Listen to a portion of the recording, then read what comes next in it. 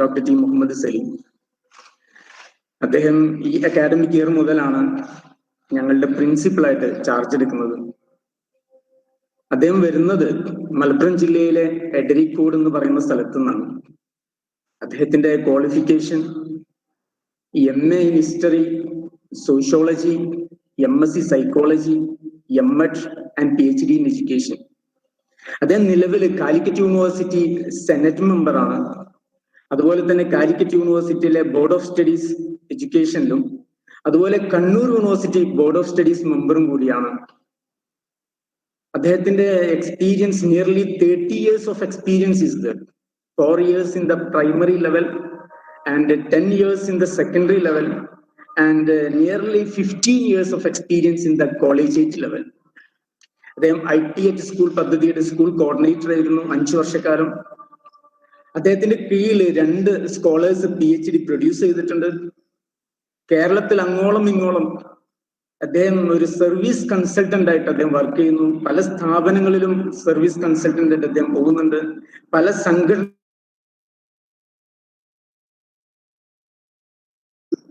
അതുപോലെ തന്നെ NCTയുടെ നാഷണൽ കൗൺസിൽ ഫോർ ടീച്ചർ എഡ്യൂക്കേഷന്റെ B.Ed കോളേജുകൾ വിസിറ്റ് ചെയ്ത് ഇൻസ്പെക്ഷൻ നടത്തുന്ന ടീമിലെ അംഗവുമാണ് ഡോക്ടർ ടി മുഹമ്മദ് സലീം.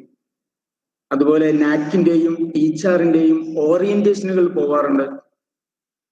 അതുപോലെ തന്നെ അദ്ദേഹത്തിന്റെ കോംപ്രിഹെൻസീവ് എക്സ്പേർട്ട്നെസ് കാണിക്കുന്ന അദ്ദേഹം ഒരു ആർട്ടിസ്റ്റ് കൂടിയാണ്. മാപ്പിളപ്പാട്ടിന്റെയും കോൽക്കളിയിലും അദ്ദേഹം ഓൾ ഇന്ത്യ റേഡിയോയുടെ ആർട്ടിസ്റ്റാണ്. അദ്ദേഹത്തിൻ്റെതായ അറൌണ്ട് 30 പബ്ലിക്കേഷൻസ് അതുപോലെ more than 50 paper presentations in national and international seminars. അതുപോലെ അദ്ദേഹത്തിന്റെ ഒരു പുസ്തകമുണ്ട്. മാത്രമല്ല 300-ലധികം സെക്ഷനുകളിൽ റിസോഴ്സ് പേഴ്സണുകളായിട്ടും എമിനന്റ് പേഴ്സൺ ആയിട്ടും അദ്ദേഹം ഇപ്പോഴും അദ്ദേഹത്തിന്റെ സേവനം തുടർന്നുകൊണ്ടിരിക്കുന്നു. It's a great pleasure to welcome such a noted personality to this session. So on behalf of one and all assembled here, let me invite Dr. T. Muhammad Salim to handle this session.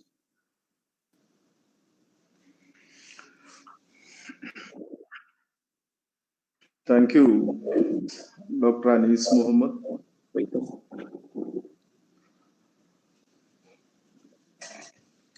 എന്റെ ശബ്ദം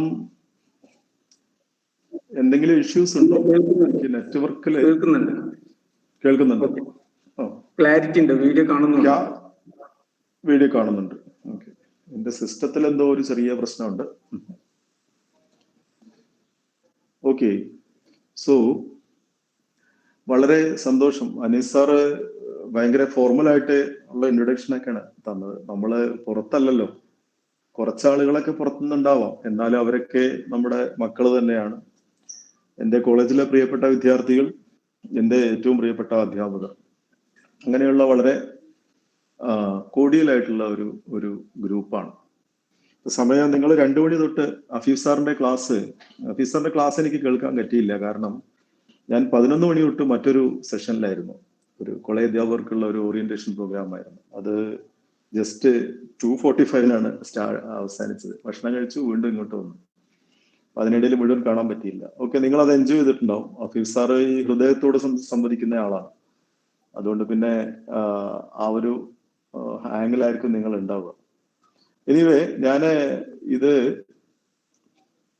ഈ ഒരു ലാസ്റ്റിലൊരു presentation എന്ന് ഉദ്ദേശിച്ചത്, net ഓറിയന്റേഷനായിട്ട് ബന്ധപ്പെട്ട് ഞാൻ ധാരാളം ക്ലാസ്സുകൾ എടുക്കാറുണ്ടായിരുന്നു.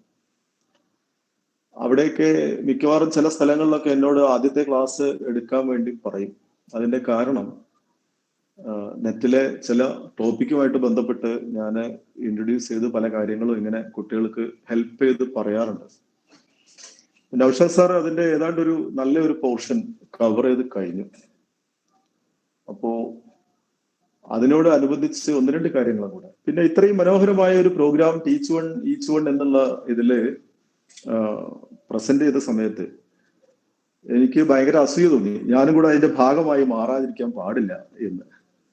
സോ അങ്ങനെയാണ് ഞാൻ ഈ ഒരു സെഷനിലേക്ക് വന്നത്.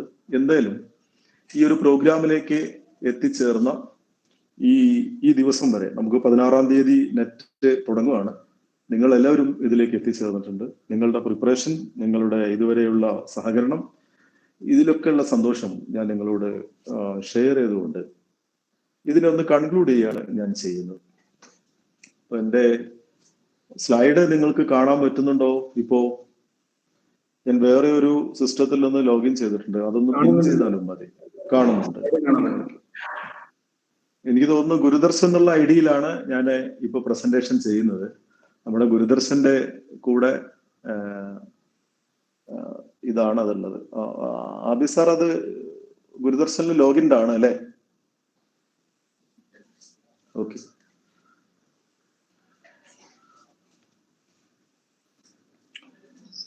ഓക്കെ, പ്രസന്റേഷൻ സ്ലോ ആണെങ്കിലും നിങ്ങൾ ഇപ്പൊ എന്റെ സ്ക്രീനിൽ നെറ്റ് ഒന്ന് തെളിഞ്ഞു വന്നോ?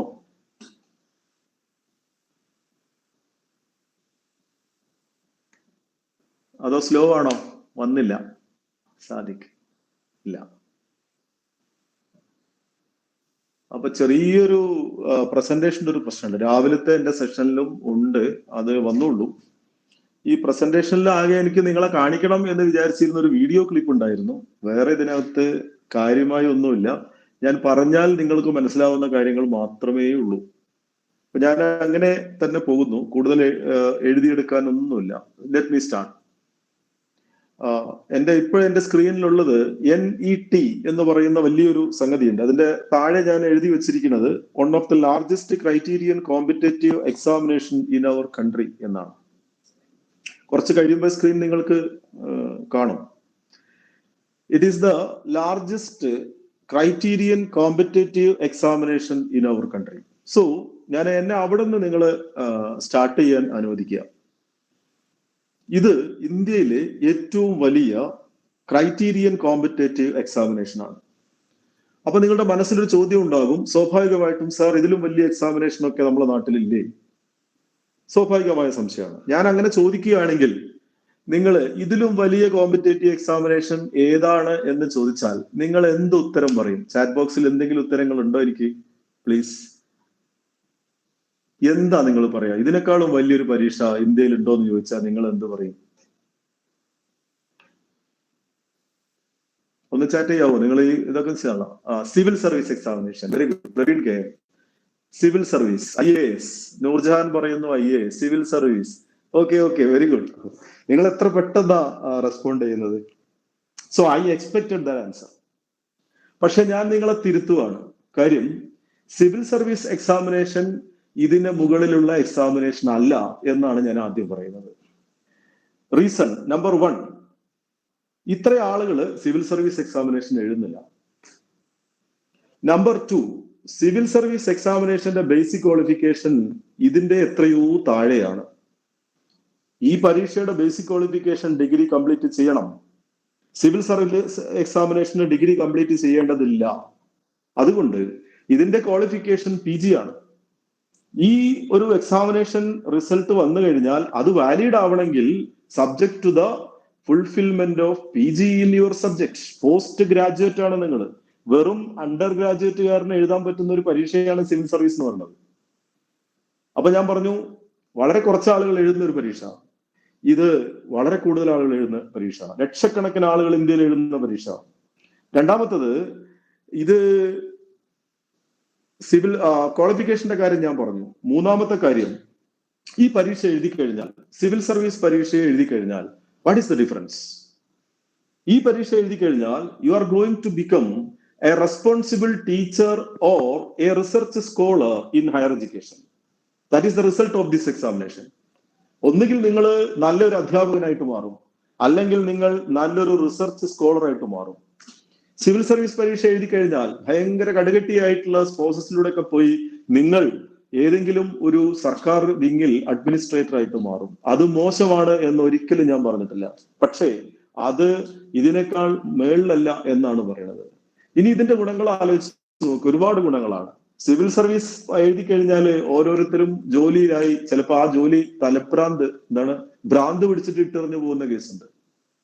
കിട്ടുന്ന ശമ്പളം നോക്കിയാൽ ശ്രദ്ധിക്കുക, സിവിൽ സർവീസ് എക്സാമിനേഷൻ എഴുതി IAS കാരനായി ജില്ലാ കളക്ടറോ അതിനപ്പുറത്തുള്ള അഡ്മിനിസ്ട്രേറ്റീവ് പോസ്റ്റിൽ ഇരുന്നാൽ കിട്ടുന്ന ശമ്പള സ്കെയിലിനേക്കാളും അല്പം കൂടെ ഉയർന്ന ഒരു ശമ്പള സ്കെയിലിലാണ് കേന്ദ്ര ഗവൺമെന്റ് UGC നേടിയ ഒരു അധ്യാപകനെ കൊണ്ടുവച്ചിരിക്കുന്നത്.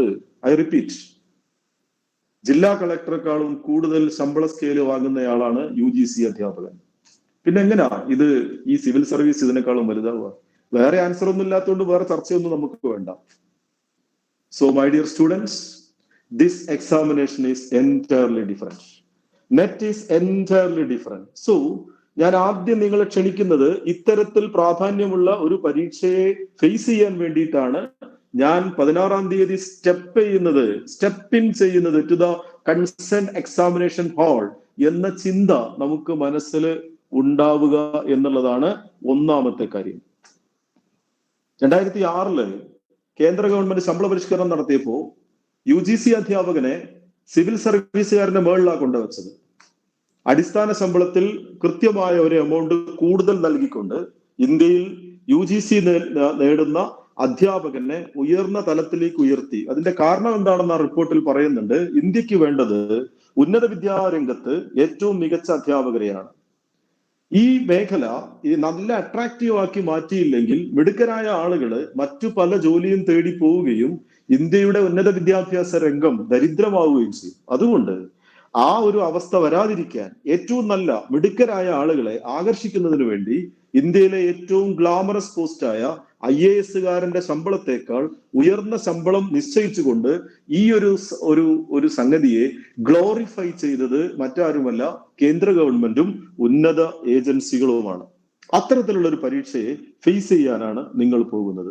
ദാറ്റ് ഈസ് വൈ ഇപ്പൊ നിങ്ങൾക്ക് സ്ക്രീനിൽ കാണാം, it is the one of the largest and criterion competitive examination in our country.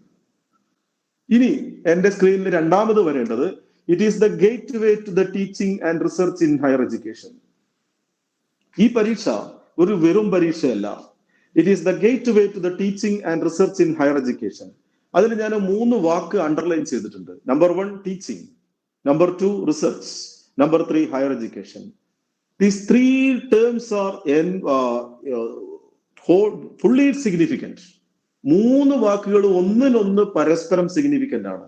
ഒന്ന് ടീച്ചിങ്ങിനെ കുറിച്ച് മുഹമ്മദ് സാറ് വളരെ ഗംഭീരമായി നിങ്ങളോട് സംസാരിച്ചിട്ടുണ്ട്. ഭാരതത്തിലെ ടീച്ചർ, കേരളത്തിലെ ടീച്ചർ, ഗുരു, അധ്യാപകന്റെ രീതി, അധ്യാപകന്റെ സ്ഥാനം, അധ്യാപകന്റെ പദവി, അധ്യാപകന്റെ ശൈലി, അധ്യാപകന്റെ രീതിശാസ്ത്രം എല്ലാം നമ്മൾ പഠിച്ചു. Teaching aptitude.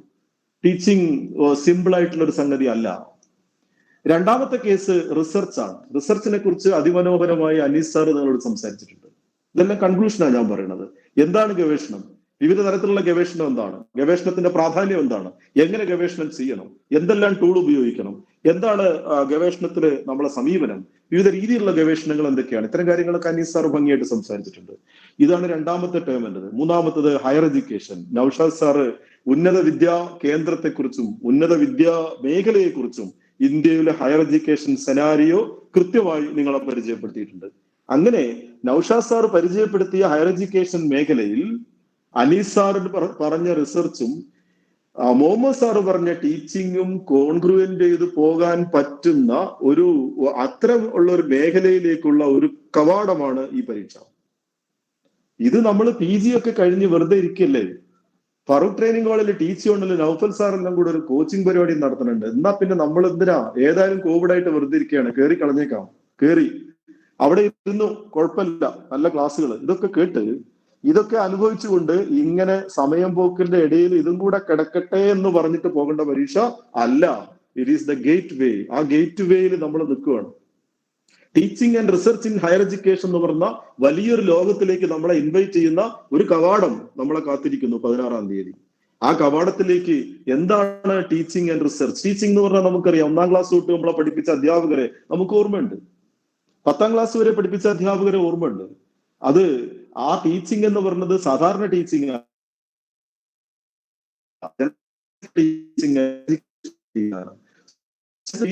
General education. Teaching general education എന്ന് പറഞ്ഞാൽ പ്രൈമറി സ്കൂൾ അധ്യാപകനായിരുന്നു, പ്രൈമറി സ്കൂൾ അധ്യാപകനായിരുന്നു, പിന്നെ ഹൈസ്കൂൾ അധ്യാപകനായിരുന്നു, പിന്നീടാണ് ഹയർ എഡ്യൂക്കേഷനിലേക്ക് വന്നത്. എനിക്ക് കൃത്യമായിട്ട് അറിയാം the difference between teacher in general education and teacher in higher education. You see, teacher in higher education is entirely different because you are going to be teach in an institution which is entirely different. ആരാണ് UGC കിട്ടിയ അധ്യാപകൻ? അദ്ദേഹം പഠിപ്പിക്കുന്നത് കോളേജിലാണ്. College എന്ന് പറയുന്നത് ശരിക്കും യൂണിവേഴ്സിറ്റിയോട് affiliate ചെയ്തതാണ്. യൂണിവേഴ്സിറ്റി എന്ന് പറഞ്ഞത് UGC കൺട്രോൾ ചെയ്യുന്നതാണ്. ഇപ്പോഴത്തെ ഭാഷ പറഞ്ഞാൽ കുറച്ചു കാലം കൂടെ ഉണ്ടാവുള്ളൂ എന്നാണ് പറഞ്ഞത്. പുതിയ വിദ്യാഭ്യാസ നയമൊക്കെ വന്ന് അതിന്റെ ഫീസ് ഊരിയിരിക്കുകയാണ്. എന്നാൽ ഇപ്പോഴും നമ്മൾ പറഞ്ഞത് UGCയോട് അഫിലിയേറ്റ് ചെയ്തിരിക്കുന്നു. UGC is under the control of MHRD. കേന്ദ്ര ഗവൺമെന്റിന്റെ MHRDയുടെ കീഴിലുള്ള UGC കൺട്രോൾ ചെയ്യുന്ന, നേരിട്ട് കൺട്രോൾ ചെയ്യുന്ന സ്ഥാപനമായ യൂണിവേഴ്സിറ്റിയോട് അഫിലിയേറ്റ് ചെയ്ത ഒരു കോളേജിലെ അല്ലെങ്കിൽ ഒരു യൂണിവേഴ്സിറ്റിയിലെ അധ്യാപകനാണ് UGC ക്വാളിഫൈഡ് അധ്യാപകൻ. അത്തരത്തിലുള്ള ഒരു അധ്യാപകനായി മാറാനാണ് ഈ പരീക്ഷ. ഞാൻ നിങ്ങളെ ഓറിയന്റ് ചെയ്യുന്നത് നിങ്ങളുടെ മനസ്സിൽ 16-ാം തീയതിക്ക് മുമ്പ് കരുപ്പിടിപ്പിച്ച് വെക്കേണ്ട കുറെ കൺസെപ്റ്റുകൾ ഉണ്ട്. അതിലൊരു കൺസെപ്റ്റ്, ഇതൊരു വെറും പരീക്ഷയല്ല, വെറുതെ ഇരിക്കുമ്പോൾ എഴുതി നോക്കാടാ എന്ന് പറഞ്ഞു പോകുന്ന പരീക്ഷയല്ല. ഇന്ത്യയിലെ ഉന്നത വിദ്യാഭ്യാസ മേഖലയിൽ യൂണിവേഴ്സിറ്റിയിലെ ഉയർന്ന ശമ്പളം വാങ്ങി അതിമനോഹരമായി ഉത്തരവാദിത്തപ്പെട്ട ടീച്ചിങ്ങും റിസർച്ചും ചെയ്യാൻ നിയോഗിക്കപ്പെടേണ്ട ഒരു പ്രോഗ്രാമിലേക്കുള്ള ഗേറ്റ് വേ ആണ് ഈ പരീക്ഷ എന്ന സീരിയസ് ആയിട്ടുള്ള ബോധം നമുക്കുണ്ടാകുമ്പോഴാണ് ഈ പരീക്ഷയ്ക്കുള്ള തയ്യാറെടുപ്പ് ഏറ്റവും മനോഹരമായിട്ട് മാറുന്നത്. അവിടെ നമ്മളെ മനസ്സിനെ കൊണ്ടെത്തിക്കണം. അങ്ങനെ എത്തിച്ചു കഴിഞ്ഞാൽ നമ്മൾ ടീച്ചിങ്ങിലേക്കും റിസർച്ചിലേക്കുള്ള ഈ കവാടത്തിന് മുന്നിലാണ്. ഇനി ഞാൻ പറയുന്നത്, ഇങ്ങനെ ടീച്ചിങ്ങും റിസർച്ചിലേക്കും ഈ കവാടത്തിലേക്ക് പോയി കഴിഞ്ഞാൽ അവിടെ എന്തെല്ലാം കാര്യങ്ങളാണ് നമുക്കുള്ളത്? ഒരുപാട് കാര്യങ്ങളുണ്ട്. എങ്ങനെ പോകണം ആ കാര്യങ്ങളൊക്കെ നൗഷാദ് സാറ് ഫസ്റ്റ് ക്ലാസ്സിൽ പറഞ്ഞു കഴിഞ്ഞു. ഇതിന്റെ ബേസിക് ക്വാളിഫിക്കേഷൻ ഞാൻ പറഞ്ഞു, IAS കാരനെ പോലെ ഡിഗ്രി ഒന്നുമല്ല, അതിനപ്പുറത്തേക്ക് 50% PG വേണം. അതിന്റെ ഏജ്, അതിന്റെ പേപ്പറിന്റെ സ്ട്രക്ചർ, അതിന് അപ്ലൈ ചെയ്യേണ്ട രീതി, ഈ കാര്യങ്ങളൊക്കെയാണ്. സ്കീം ഓഫ് എക്സാമിനേഷൻ, അങ്ങനെയുള്ള പേപ്പറുകൾ, ഫസ്റ്റ് പേപ്പർ, സെക്കൻഡ് പേപ്പർ, ഇന്ന ഏരിയാസ്, ഈ കാര്യങ്ങൾ മുഴുവൻ ആര് പറഞ്ഞിട്ടുണ്ട്? നൗഷാദ് സാറ് പറഞ്ഞിട്ടുണ്ട്. അതിലൊന്നും നിങ്ങൾക്ക് സംശയമല്ല. അതെല്ലാം നിങ്ങൾ പഠിച്ച് റെഡി ആയിട്ട് ഇരിക്കുന്നു. ഞാൻ ഇതിന് മുമ്പേ പറഞ്ഞ കാര്യങ്ങൾ വളരെ പ്രധാനപ്പെട്ടതാണ്. ഇനി അതും കഴിഞ്ഞിട്ട് അടുത്തത് ഞാൻ വീണ്ടും പറയാൻ പോകുന്നത് എന്താണ് ഇതിന്റെ റിസൾട്ട് എന്നുള്ളതാണ്. സ്കീമും പേപ്പറും ഒക്കെ പരിചയപ്പെട്ട നിങ്ങൾ ഇതിന്റെ റിസൾട്ടിലേക്ക് പോകണം. അതിനു മുമ്പേ ഇതിന്റെ വാല്യുവേഷനെ കുറിച്ചൊരു കാര്യം കൂടെ ഞാൻ പറയാം. നൗഷാദ് സാറിന്റെ ക്ലാസ്സിനോട് ആഡ് ചെയ്തുകൊണ്ടാണ് ഞാൻ പറയുന്നത്. ഇത് ഇത്രയുള്ള ഒരു പരീക്ഷ ഞാൻ പറഞ്ഞു വളരെ പ്രധാനപ്പെട്ട പരീക്ഷയാണ്. ഈ പരീക്ഷ നിങ്ങൾ എങ്ങനെയാണ് UGC വാല്യൂ ചെയ്യുന്നത്? വാല്യൂ ചെയ്യാൻ വേണ്ടി UGC ആദ്യം ചെയ്യുന്ന പരിപാടി, number of candidate to be qualified for the eligibility of assistant professor shall be equal to 6% of the candidate appeared in the both papers of NET. വിവിധ വിഷയങ്ങളിൽ 2 പേപ്പറും അപ്ലൈ ചെയ്ത് 2 പേപ്പറും അറ്റൻഡ് ചെയ്തിട്ടുള്ള ആളുകളിൽ നിന്ന് 6% ആളുകൾക്കാണ് നമ്മൾ ഈ നെറ്റ് ക്വാളിഫൈ ചെയ്യുക. സ്ലോട്ട് അങ്ങനെയാണ്. അപ്പൊ ഒരു ഉദാഹരണം പറഞ്ഞാൽ, നിങ്ങളുടെ സബ്ജക്റ്റില് 100 പേര് അപ്ലൈ ചെയ്തു വിചാരിക്കാം. 100 പേര് അപ്ലൈ ചെയ്താൽ 6 പേർക്ക് നെറ്റ് കൊടുക്കണം എന്നല്ല, മറിച്ച് 100 പേര് അപ്ലൈ ചെയ്തതിൽ നിന്ന് 2 പേപ്പറും പരീക്ഷ എഴുതിയ ആളുകൾ 100 ആണെങ്കിൽ 6 പേർക്ക് നെറ്റ് ഉണ്ടാവും. 90 ആണെങ്കിലോ 90ന്റെ 6%, അപ്പൊ 5.4 ആളുകൾക്ക് നെറ്റ് ഉണ്ടാവുള്ളൂ. ഇതാണ് ഇതിന്റെ സ്ലോട്ട് എന്ന് പറയുന്നത്.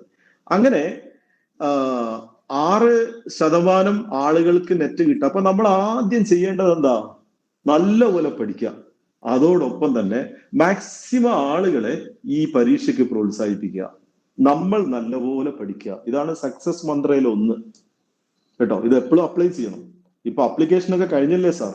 നമുക്ക് അഥവാ ഈ 6% നമ്മൾ പെട്ടില്ലെങ്കിൽ ഇനിയും വരാണ്ടല്ലോ. നമ്മളെ സബ്ജക്റ്റിലേക്ക് ആളെ കൂട്ടണം. കാരണം നിങ്ങളുടെ സബ്ജക്ട് മലയാളമാണെന്ന് വിചാരിക്കുക, അല്ലെങ്കിൽ ഇംഗ്ലീഷ് ആണെന്ന് വിചാരിക്കുക. ഈ സബ്ജക്റ്റിൽ 1000 ആളുകൾ അപ്ലൈ ചെയ്താൽ 1000 ആളുകളും പരീക്ഷ എഴുതാൻ നിങ്ങൾ എന്നും പ്രോത്സാഹിപ്പിച്ചുകൊണ്ടിരിക്കണം. പഠിക്കുന്നത് നിങ്ങൾ നന്നായിട്ട് പഠിക്കണം. 1000 ആളുകൾ അപ്ലൈ ചെയ്തിട്ട് 1000 ആളുകൾ പേപ്പർ 1ഉം പേപ്പർ 2 പിന്നെ അപ്പിയർ ചെയ്താൽ 60 ആളുകൾക്ക് കിട്ടും. 60 സ്ലോട്ട് ഉണ്ട്. ആ 60ൽ ഒന്ന് നിങ്ങൾ ചാടി പിടിക്കണം. അതേസമയം 500 ആളെ അപ്ലൈ ചെയ്തെന്ന് വിചാരിച്ചാൽ 30 ആൾക്കേ സാധ്യതയുള്ളൂ. അപ്പൊ മാക്സിമം ആളുകൾ ഇതിൽ കയറട്ടെ. വണ്ടിയിൽ ഇഷ്ടംപോലെ ആളുകളെ കയറ്റണം, പ്രോത്സാഹിപ്പിക്കണം. എന്നിട്ട് നിങ്ങൾ നല്ലപോലെ പഠിക്കണം. അപ്പൊ നിങ്ങൾക്ക് ആള് ഇത് എഴുതുന്നത് കൂടുന്തോറും സ്ലോട്ടുകൾ വർദ്ധിക്കുകയാണ്. സ്ലോട്ടുകൾ നിങ്ങൾ കൃത്യമായി പ്രിപ്പയർ ചെയ്താൽ നിങ്ങൾക്ക് കിട്ടും.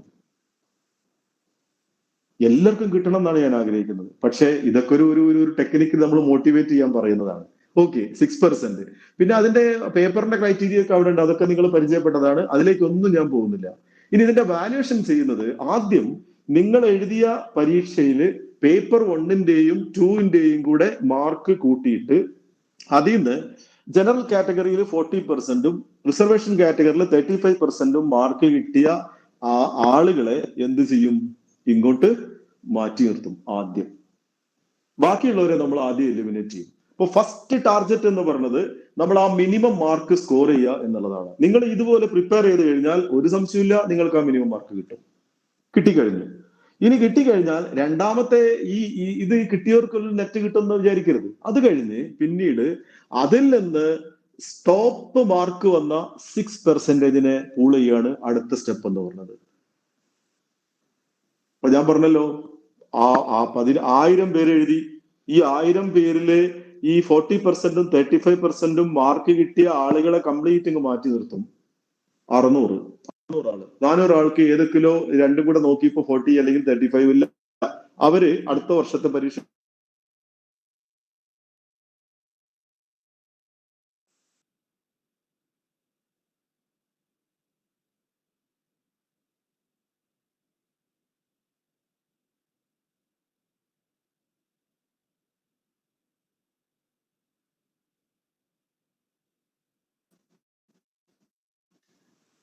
Saleem sir voice break ആയിക്കണേ. ഒരു മിനിറ്റ്, അത് ഇതായി പോയതാണ്. റെഡിയാണോ?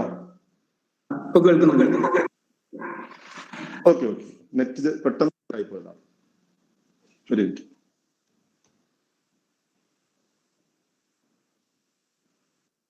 ഓക്കെ, ഞാൻ പറഞ്ഞു, ഈ പറയുന്ന 600 ആളുകൾ പരീക്ഷ എഴുതി. ആ 600 പരീക്ഷ എഴുതിയ ആളുകള് ക്വാളിഫൈ ചെയ്തു. ഈ 600 ആളുകളെ ഇങ്ങ് മാറ്റി നിർത്തിയിട്ട് അവരുടെ മാർക്ക് ഡിസെൻഡിങ് ഓർഡറിൽ അങ്ങ് ഇട്ടു. ഡിസെൻഡിങ് ഓർഡറിൽ ഇട്ടതിന് ശേഷം അതിൽ നിന്ന് 6% ആളുകൾ എടുക്കും. എന്ന് പറഞ്ഞാൽ 600ന്റെ 36 ആളുകൾ, 36. ഇത്രയും ആളുകൾക്കാണ് നെറ്റ് കൊടുക്കുക. അപ്പൊ നമ്മൾ ചെയ്യുന്നത് ഈ 6%ലേക്ക് ഉൾപ്പെടാൻ വേണ്ടി നമ്മൾ ശ്രമിക്കണം. 40%-ൽ നിൽക്കുകയല്ല ചെയ്യേണ്ടത്. നമ്മുടെ ടാർഗറ്റ് എന്ന് പറയുന്നത് ആ 6%-ല് കൃത്യമായി ഉൾപ്പെടുക എന്നുള്ളതാണ്. അങ്ങനെ ഉൾപ്പെട്ട് കഴിഞ്ഞാൽ നമുക്ക് നെറ്റ് കിട്ടി. അതിൽ നിന്ന് ഒരു നിശ്ചിത പെർസെന്റേജ്, അതിന് ഔഷാദ് സാർ പറഞ്ഞ പോലെ നമ്മൾ JRF-ന് പരിഗണിക്കും. ആ JRF-ന് പരിഗണിച്ചു കഴിഞ്ഞാൽ നമുക്ക് JRF കിട്ടും, അല്ലാത്തവർക്ക് നെറ്റ് കിട്ടും. ഇനി ഞാൻ വളരെ കുറച്ച് കാര്യങ്ങളെ ഞാൻ പറയുള്ളൂ. ഇനി ഈ ഗേറ്റ് വേയിലേക്ക് കടന്നുപോയി കഴിഞ്ഞാൽ ഇതിന്റെ റിസൾട്ട് രണ്ടാണ്. രണ്ട് രീതിയിലുള്ള റിസൾട്ടാണ് ഉള്ളത്. ഒന്ന്, ജൂനിയർ റിസർച്ച് ഫെലോഷിപ്പ്. ഞാൻ പറഞ്ഞു, ഈ 6%-ല് ഏറ്റവും ടോപ്പിൽ വരുന്ന ഒരു നിശ്ചിത എമൗണ്ട് ആളുകൾക്ക് കേന്ദ്ര ഗവൺമെന്റിന്റെ ഫണ്ട് അലോക്കേഷന്റെ അടിസ്ഥാനത്തിൽ JRF, junior research fellowship award ചെയ്യും. ജൂനിയർ റിസർച്ച് ഫെലോഷിപ്പ് എന്ന് പറഞ്ഞാൽ അതിന്റെ വാലിഡിറ്റി 3 വർഷമാണ്. വീണ്ടും സീനിയർ റിസർച്ച് 2 വർഷം കഴിഞ്ഞാൽ സീനിയർ ആവാം. എനിക്ക് തോന്നുന്നു ഇപ്പം ഈ അവാർഡ് ചെയ്ത് കഴിഞ്ഞാൽ 3 വർഷത്തിനുള്ളിൽ നിങ്ങൾക്ക് എവിടെയും റിസർച്ചിന് ജോയിൻ ചെയ്യാം. ഈ JRF-ന്റെ പ്രത്യേകത ഞാൻ പറയാം. നേരത്തെ പറഞ്ഞു ഇത് IAS-നേക്കാളും ബെറ്റർ ആണെന്ന് പറയാനുള്ള കാരണം, ഒന്ന്, IAS-നേക്കാളും കൂടുതൽ ശമ്പളം കിട്ടുന്ന ഒരു ജോലിയാണ്. 2, ടീച്ചിങ്ങിലേക്ക് പോവുകയാണെങ്കിൽ, നിങ്ങൾ റിസർച്ചിലേക്കാണ് പോകുന്നത് വെച്ചാൽ നിങ്ങൾ ആലോചിച്ച് നോക്കൂ, നിങ്ങൾക്ക് ഇന്ത്യയിൽ എവിടെയും ജനുവരി 1 മുതൽ ഡിസംബർ 31 വരെയുള്ള ഏത് വർക്കിംഗ് ഡേയിലും ഇന്ത്യയിലെ ഏത് യൂണിവേഴ്സിറ്റിയിലും നിങ്ങളുടെ സബ്ജക്റ്റ് ഉള്ള ഒരു റിസർച്ച് ഡിപ്പാർട്ട്മെന്റിൽ കയറിയിട്ട് ഈ സർട്ടിഫിക്കറ്റ് കൊണ്ടു ചെന്നിട്ട് എനിക്ക് റിസർച്ച് ചെയ്യണം എന്ന് പറഞ്ഞാൽ നിങ്ങളെ സ്വീകരിച്ച് ചെയറിട്ട് ഇരുത്താനുള്ള ഗ്രീൻ സർട്ടിഫിക്കറ്റ് ആണ് JRF. JRF കിട്ടിയ ആളുകൾക്ക് പിന്നെ നെറ്റിന്റെ ആവശ്യമില്ല. നെറ്റ് അതിൽ ഇൻക്ലൂഡഡ് ആണ്. JRF വിത്ത് നെറ്റ് ആണ്. ഈ റിസർച്ച് ഫെലോഷിപ്പ് കിട്ടിക്കഴിഞ്ഞാൽ ഇപ്പോഴത്തെ നിരക്കനുസരിച്ച് ഒരു മാസം ഏതാണ്ട് 35,000 രൂപ നിങ്ങൾക്ക് ഫെലോഷിപ്പ് ആയിട്ട് ലഭിക്കും. 35,000 rupees പെർ മന്ത്. 5 വർഷത്തേക്ക് ഈ ഫെലോഷിപ്പ് കിട്ടും. നിങ്ങൾക്ക് ഈസി ആയിട്ട് ജോയിൻ ചെയ്യാം. ഒരു എൻട്രൻസ് പരീക്ഷയും PhD-ക്ക് വേണ്ടി എഴുതേണ്ടതില്ല. ഒരാളുടെ മുമ്പിലും പോയി ക്യൂ നിൽക്കേണ്ടതില്ല. It is your privilege at any universities in India at any time. സാധാരണ ഒരു PhD-ക്ക് ജോയിൻ ചെയ്യണമെന്നുണ്ടെങ്കിൽ ആ സർവകലാശാല നോട്ടിഫിക്കേഷൻ വരുന്ന സമയം വരെ നമ്മൾ കാത്തിരിക്കണം.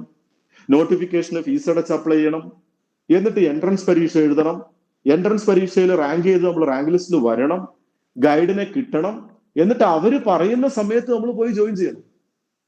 ഈ ഒരു പൊല്ലാപ്പൊന്നും ഇതിനകത്തില്ല.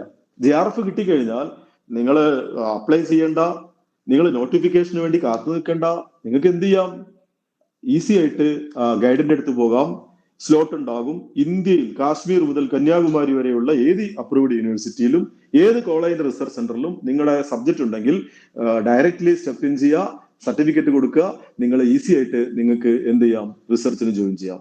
ജോയിൻ ചെയ്താൽ പെർ മന്ത് 35,000 രൂപ മുതൽ 40,000 രൂപ വരെ സീനിയർ റിസർച്ച് ഫെല്ലോ ഒക്കെ ആവുമ്പോൾ നിങ്ങൾക്ക് സ്റ്റൈപ്പൻഡ് കിട്ടും. എന്താ പണി? ഒരു പണിയില്ല. നിങ്ങൾ കണ്ടിട്ടില്ലേ, ഞങ്ങളൊക്കെ, ഞാനും അനീസാറും അടക്കമുള്ള ആളുകളുടെ അടുത്തുള്ള റിസർച്ച് സ്കോളേഴ്സ് അവിടെ വന്നിട്ട് നിങ്ങളിങ്ങനെ ഈ പ്രാക്ടിക്കോ ഒക്കെ എഴുതി EPC ഒക്കെ ആയിട്ട് നടക്കുമ്പോൾ അവരെങ്ങനെ നമ്മളെ അധ്യാപകരെ പോലെ തന്നെ റിസർച്ച് റൂമില് ചെയറൊക്കെ ഇട്ട് ടേബിളൊക്കെ ഇട്ട് നല്ല അന്തസ്സായിട്ട് ഇരിക്കുന്നു. രാവിലെ ഞങ്ങളുടെ അടുത്ത് വരും, ഒന്ന് ചിരിക്കും, ഇങ്ങനെ ചിരിച്ചിട്ട് അറ്റൻഡൻസ് രേഖപ്പെടുത്തിയവർ പോകും. They are doing research. Regular class ഉണ്ടോ? ക്ലാസ് ഉണ്ട്, അവർക്ക് വർക്കുകളുണ്ട്, പക്ഷെ ദേ ആർ ഫ്രീ. അവർക്ക് നമ്മൾ ഇന്റർനെറ്റ് കൊടുത്തിരിക്കുന്നു, നല്ല ലൈബ്രറി കൊടുത്തിരിക്കുന്നു, അവര് റിസർച്ച് ചെയ്യാണ്. നല്ല സുഖകരമായ അന്തരീക്ഷത്തില്, നല്ല നമ്മുടെ കോളേജിലെ റിസർച്ച് സെന്റർ പോലുള്ളൊരു സ്ഥലത്ത് ജവഹർലാൽ നെഹ്റു യൂണിവേഴ്സിറ്റിയിലോ ജാമിയ മില്ലയിലോ അലിഗഡ് യൂണിവേഴ്സിറ്റിയിലോ ബനാറസ് ഹിന്ദു യൂണിവേഴ്സിറ്റിയിലോ എവിടെ പോയിട്ട് വേണമെങ്കിലും നിങ്ങൾക്ക് റിസർച്ച് ചെയ്യാം. ഇതേപോലെ സ്വന്തമായി നിങ്ങൾക്ക് ചെയ്യാനുള്ള ചെലവും തരുന്നുണ്ട് സർക്കാർ. 5 വർഷം ഈ ഫെലോഷിപ്പും കിട്ടും. എന്നാ പിന്നെ ഈ 16-ാം തീയതിയിലെ പരീക്ഷ ചില്ലറ പരീക്ഷയാണോ? അല്ല. That examination itself the gateway to this golden opportunity to become a research scholar in any of the universities of India at any time. അങ്ങനെ 5 വർഷമോ 3 വർഷം കഴിഞ്ഞാൽ നമുക്ക് ഈ റിസർച്ച് സബ്മിറ്റ് ചെയ്യാം. നിങ്ങളുടെ പേരിന് മുമ്പിൽ DR എന്ന് പ്രിഫിക്സ് ചെയ്യും. അതൊരു അന്തസ്സാ. Doctor so and so. വെറുതെ അല്ല. എവിടെ പോയാലും ഞങ്ങളൊക്കെ ഡോക്ടർ ആകുന്നതിന് മുമ്പ്, ഡോക്ടർ ആയതിനു ശേഷം 2 രീതിയിലാണ്. വില്ലേജ് ഓഫീസിൽ പോയിട്ട്, വില്ലേജ് ഓഫീസിൽ ഞാൻ പറയാൻ കാരണം വില്ലേജ് ഓഫീസിൽ പല പ്രശ്നങ്ങളുള്ള സ്ഥലം. അവിടെ പോയിട്ട് നമ്മൾ മക്കൾക്ക് ഒരു സർട്ടിഫിക്കറ്റിന് വേണ്ടിയിട്ട് അച്ഛന്റെ പേര് ഡോക്ടർ T മുഹമ്മദ് സലീം എന്ന് എഴുതി കൊടുത്താല് വലിയൊരു പ്രശ്നം ഉണ്ടാവില്ല. നമ്മൾ സ്റ്റെതസ്കോപ്പ് ഇട്ട് ഡോക്ടർ ഒന്നുമല്ല. എവിടെ പോയാലും എത്രയോ അത് സമൂഹത്തിന് നല്ലൊരു പ്രിവിലേജാണ്. കാരണം ഇന്ത്യയിൽ ഒരു വിഷയത്തിൽ ഒരാൾക്ക് കിട്ടാവുന്ന ഹയസ്റ്റ് ഡിഗ്രിയാണ് ഡോക്ടറേറ്റ് എന്ന് പറയുന്നത്. അപ്പൊ അത്തരത്തില് ആ ഒരു വിഷയത്തിൽ എക്സൽ ചെയ്യാനുള്ള ഗോൾഡൻ ഓപ്പർച്യൂണിറ്റി വിത്ത് ഫെലോഷിപ്പ്, ഗവൺമെന്റ് ഫെലോഷിപ്പോട് കൂടിയിട്ട്, അതിലേക്കുള്ള ഗേറ്റ് വേ ആണ് ഈ പരീക്ഷ എന്ന് നിങ്ങൾ മനസ്സിരുത്തുമ്പോഴാണ് ഈ പരീക്ഷയുടെ തലം മാറുന്നത്. എല്ലാ പ്രവൃത്തിയും നമ്മൾ ചെയ്യുമ്പോൾ അതിനൊരു തലമുണ്ട്. ആ തലത്തിലേക്ക് നമ്മൾ എത്തിച്ചേരുമ്പോഴാണ് ആ പ്രവൃത്തിയുടെ മാക്സിമം റിസൾട്ട് കിട്ടുന്നത്. സച്ചിൻ കളിക്കുന്നത് അങ്ങനെയാണ്. എല്ലാവരും ക്രിക്കറ്റ് കളിക്കുന്നുണ്ട്. ശ്രീശാന്തും കളിച്ചില്ലേ ക്രിക്കറ്റ്? പക്ഷെ സച്ചിന്റെ പ്ലേ ഉണ്ടല്ലോ, അത് ഒരു തലത്തിലേക്ക് അദ്ദേഹം എത്തിച്ചിട്ടുണ്ട്. അവിടെ എത്തിച്ചപ്പോഴാണ് അദ്ദേഹം JRF SRF ഒക്കെ എടുത്തിട്ട് അതിന്റെ ആ ക്രിക്കറ്റിന്റെ തലപ്പത്ത് അദ്ദേഹം എത്തിയത്. അപ്പൊ നമ്മൾ എങ്ങനെയെങ്കിലും പ്രിപ്പയർ ചെയ്തിട്ട് കാര്യമില്ല. അതുകൊണ്ടാണ് ഞാൻ എപ്പോഴും നെറ്റുകാരോട് പറയുന്നത്, what you are preparing is very very important, but preparing very and more very important. That is very important. How you are preparing. നിങ്ങൾ എങ്ങനെ പ്രിപ്പയർ ചെയ്യുന്നു? അപ്പൊ നിങ്ങൾ പ്രിപ്പയർ ചെയ്യുമ്പോൾ ആദ്യം നിങ്ങളുടെ മനസ്സൊരുക്കണം എന്നാണ് ഞാൻ പറയാം. ആ മനസ്സൊരുക്കേണ്ടത് ഇങ്ങനെയാണ്.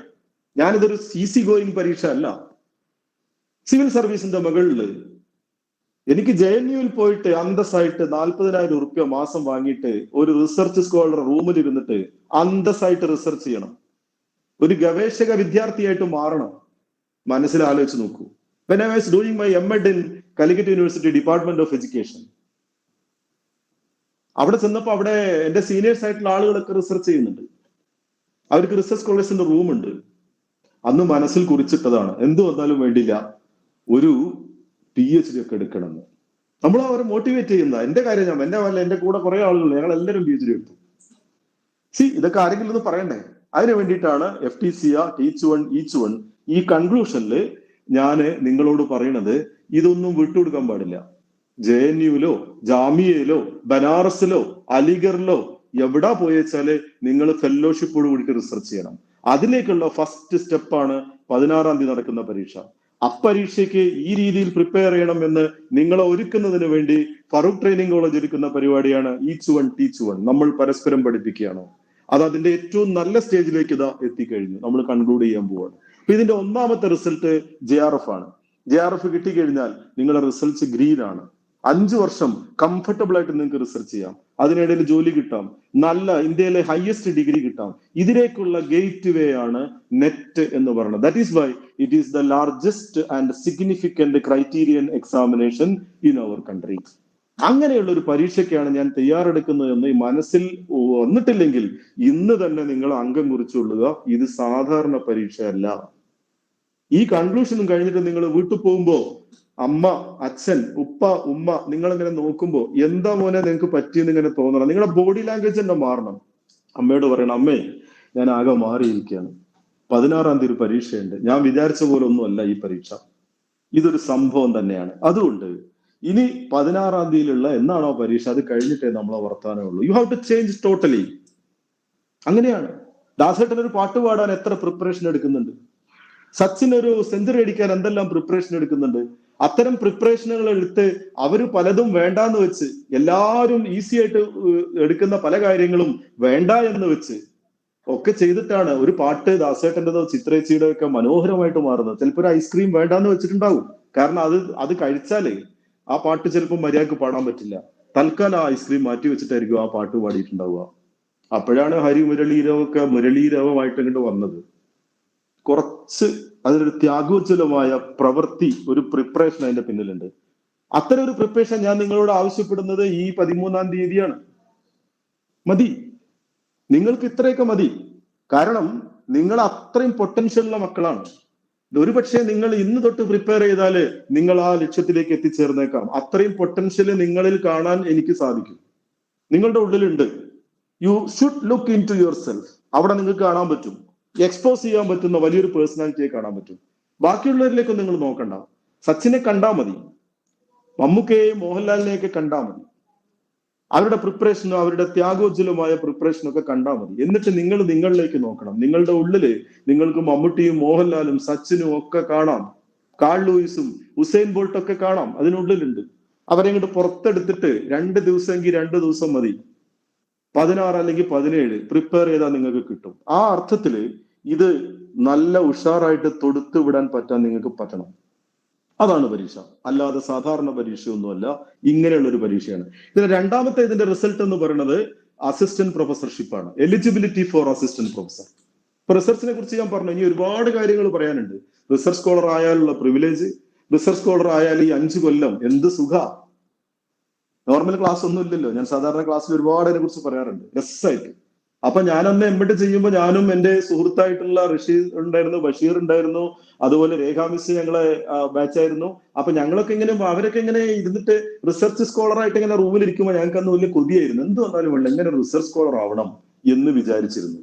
അപ്പോ ഇങ്ങനെ പോകുന്നു അതിന്റെ ആ റിസർച്ചിന്റെ സുഖവും അതിന്റെ കാര്യങ്ങളൊക്കെ. ഇനി നമ്മൾ രണ്ടാമത്തെ റിസൾട്ടിലേക്ക് വന്നാൽ എലിജിബിലിറ്റി ഫോർ അസിസ്റ്റന്റ് പ്രൊഫസർ. ഞാൻ നേരത്തെ പറഞ്ഞു, IAS കാരന്റെ മുകളിൽ ശമ്പളം നിശ്ചയിച്ച് ഇന്ത്യയിലെ ഏറ്റവും മഹത്തരമായ തൊഴിലാക്കി ഗ്ലോറിഫൈ ചെയ്യപ്പെട്ട UGC സർവകലാശാല കോളേജ് അധ്യാപകൻ എന്ന പട്ടത്തിലേക്ക് നമുക്ക് ഇന്ത്യയിൽ ജോയിൻ ചെയ്യണം എന്നുണ്ടെങ്കിൽ ഇതിന്റെ മിനിമം ക്രൈറ്റീരിയ ആണ് അസിസ്റ്റന്റ് പ്രൊഫസർ എലിജിബിലിറ്റി എന്ന് പറയുന്നത്. അതാണ് നെറ്റ്.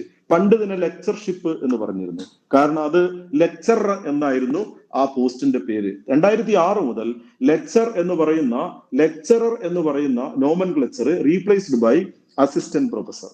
അപ്പൊ അസിസ്റ്റന്റ് അതന്നെ ഒരു പ്രിവിലേജാണ് നമുക്ക്. അസിസ്റ്റന്റ് പ്രൊഫസർ എന്നാ പറയാ, കോളേജ് ലെക്ചറർ അല്ല, അതിപ്പോ ഇല്ല.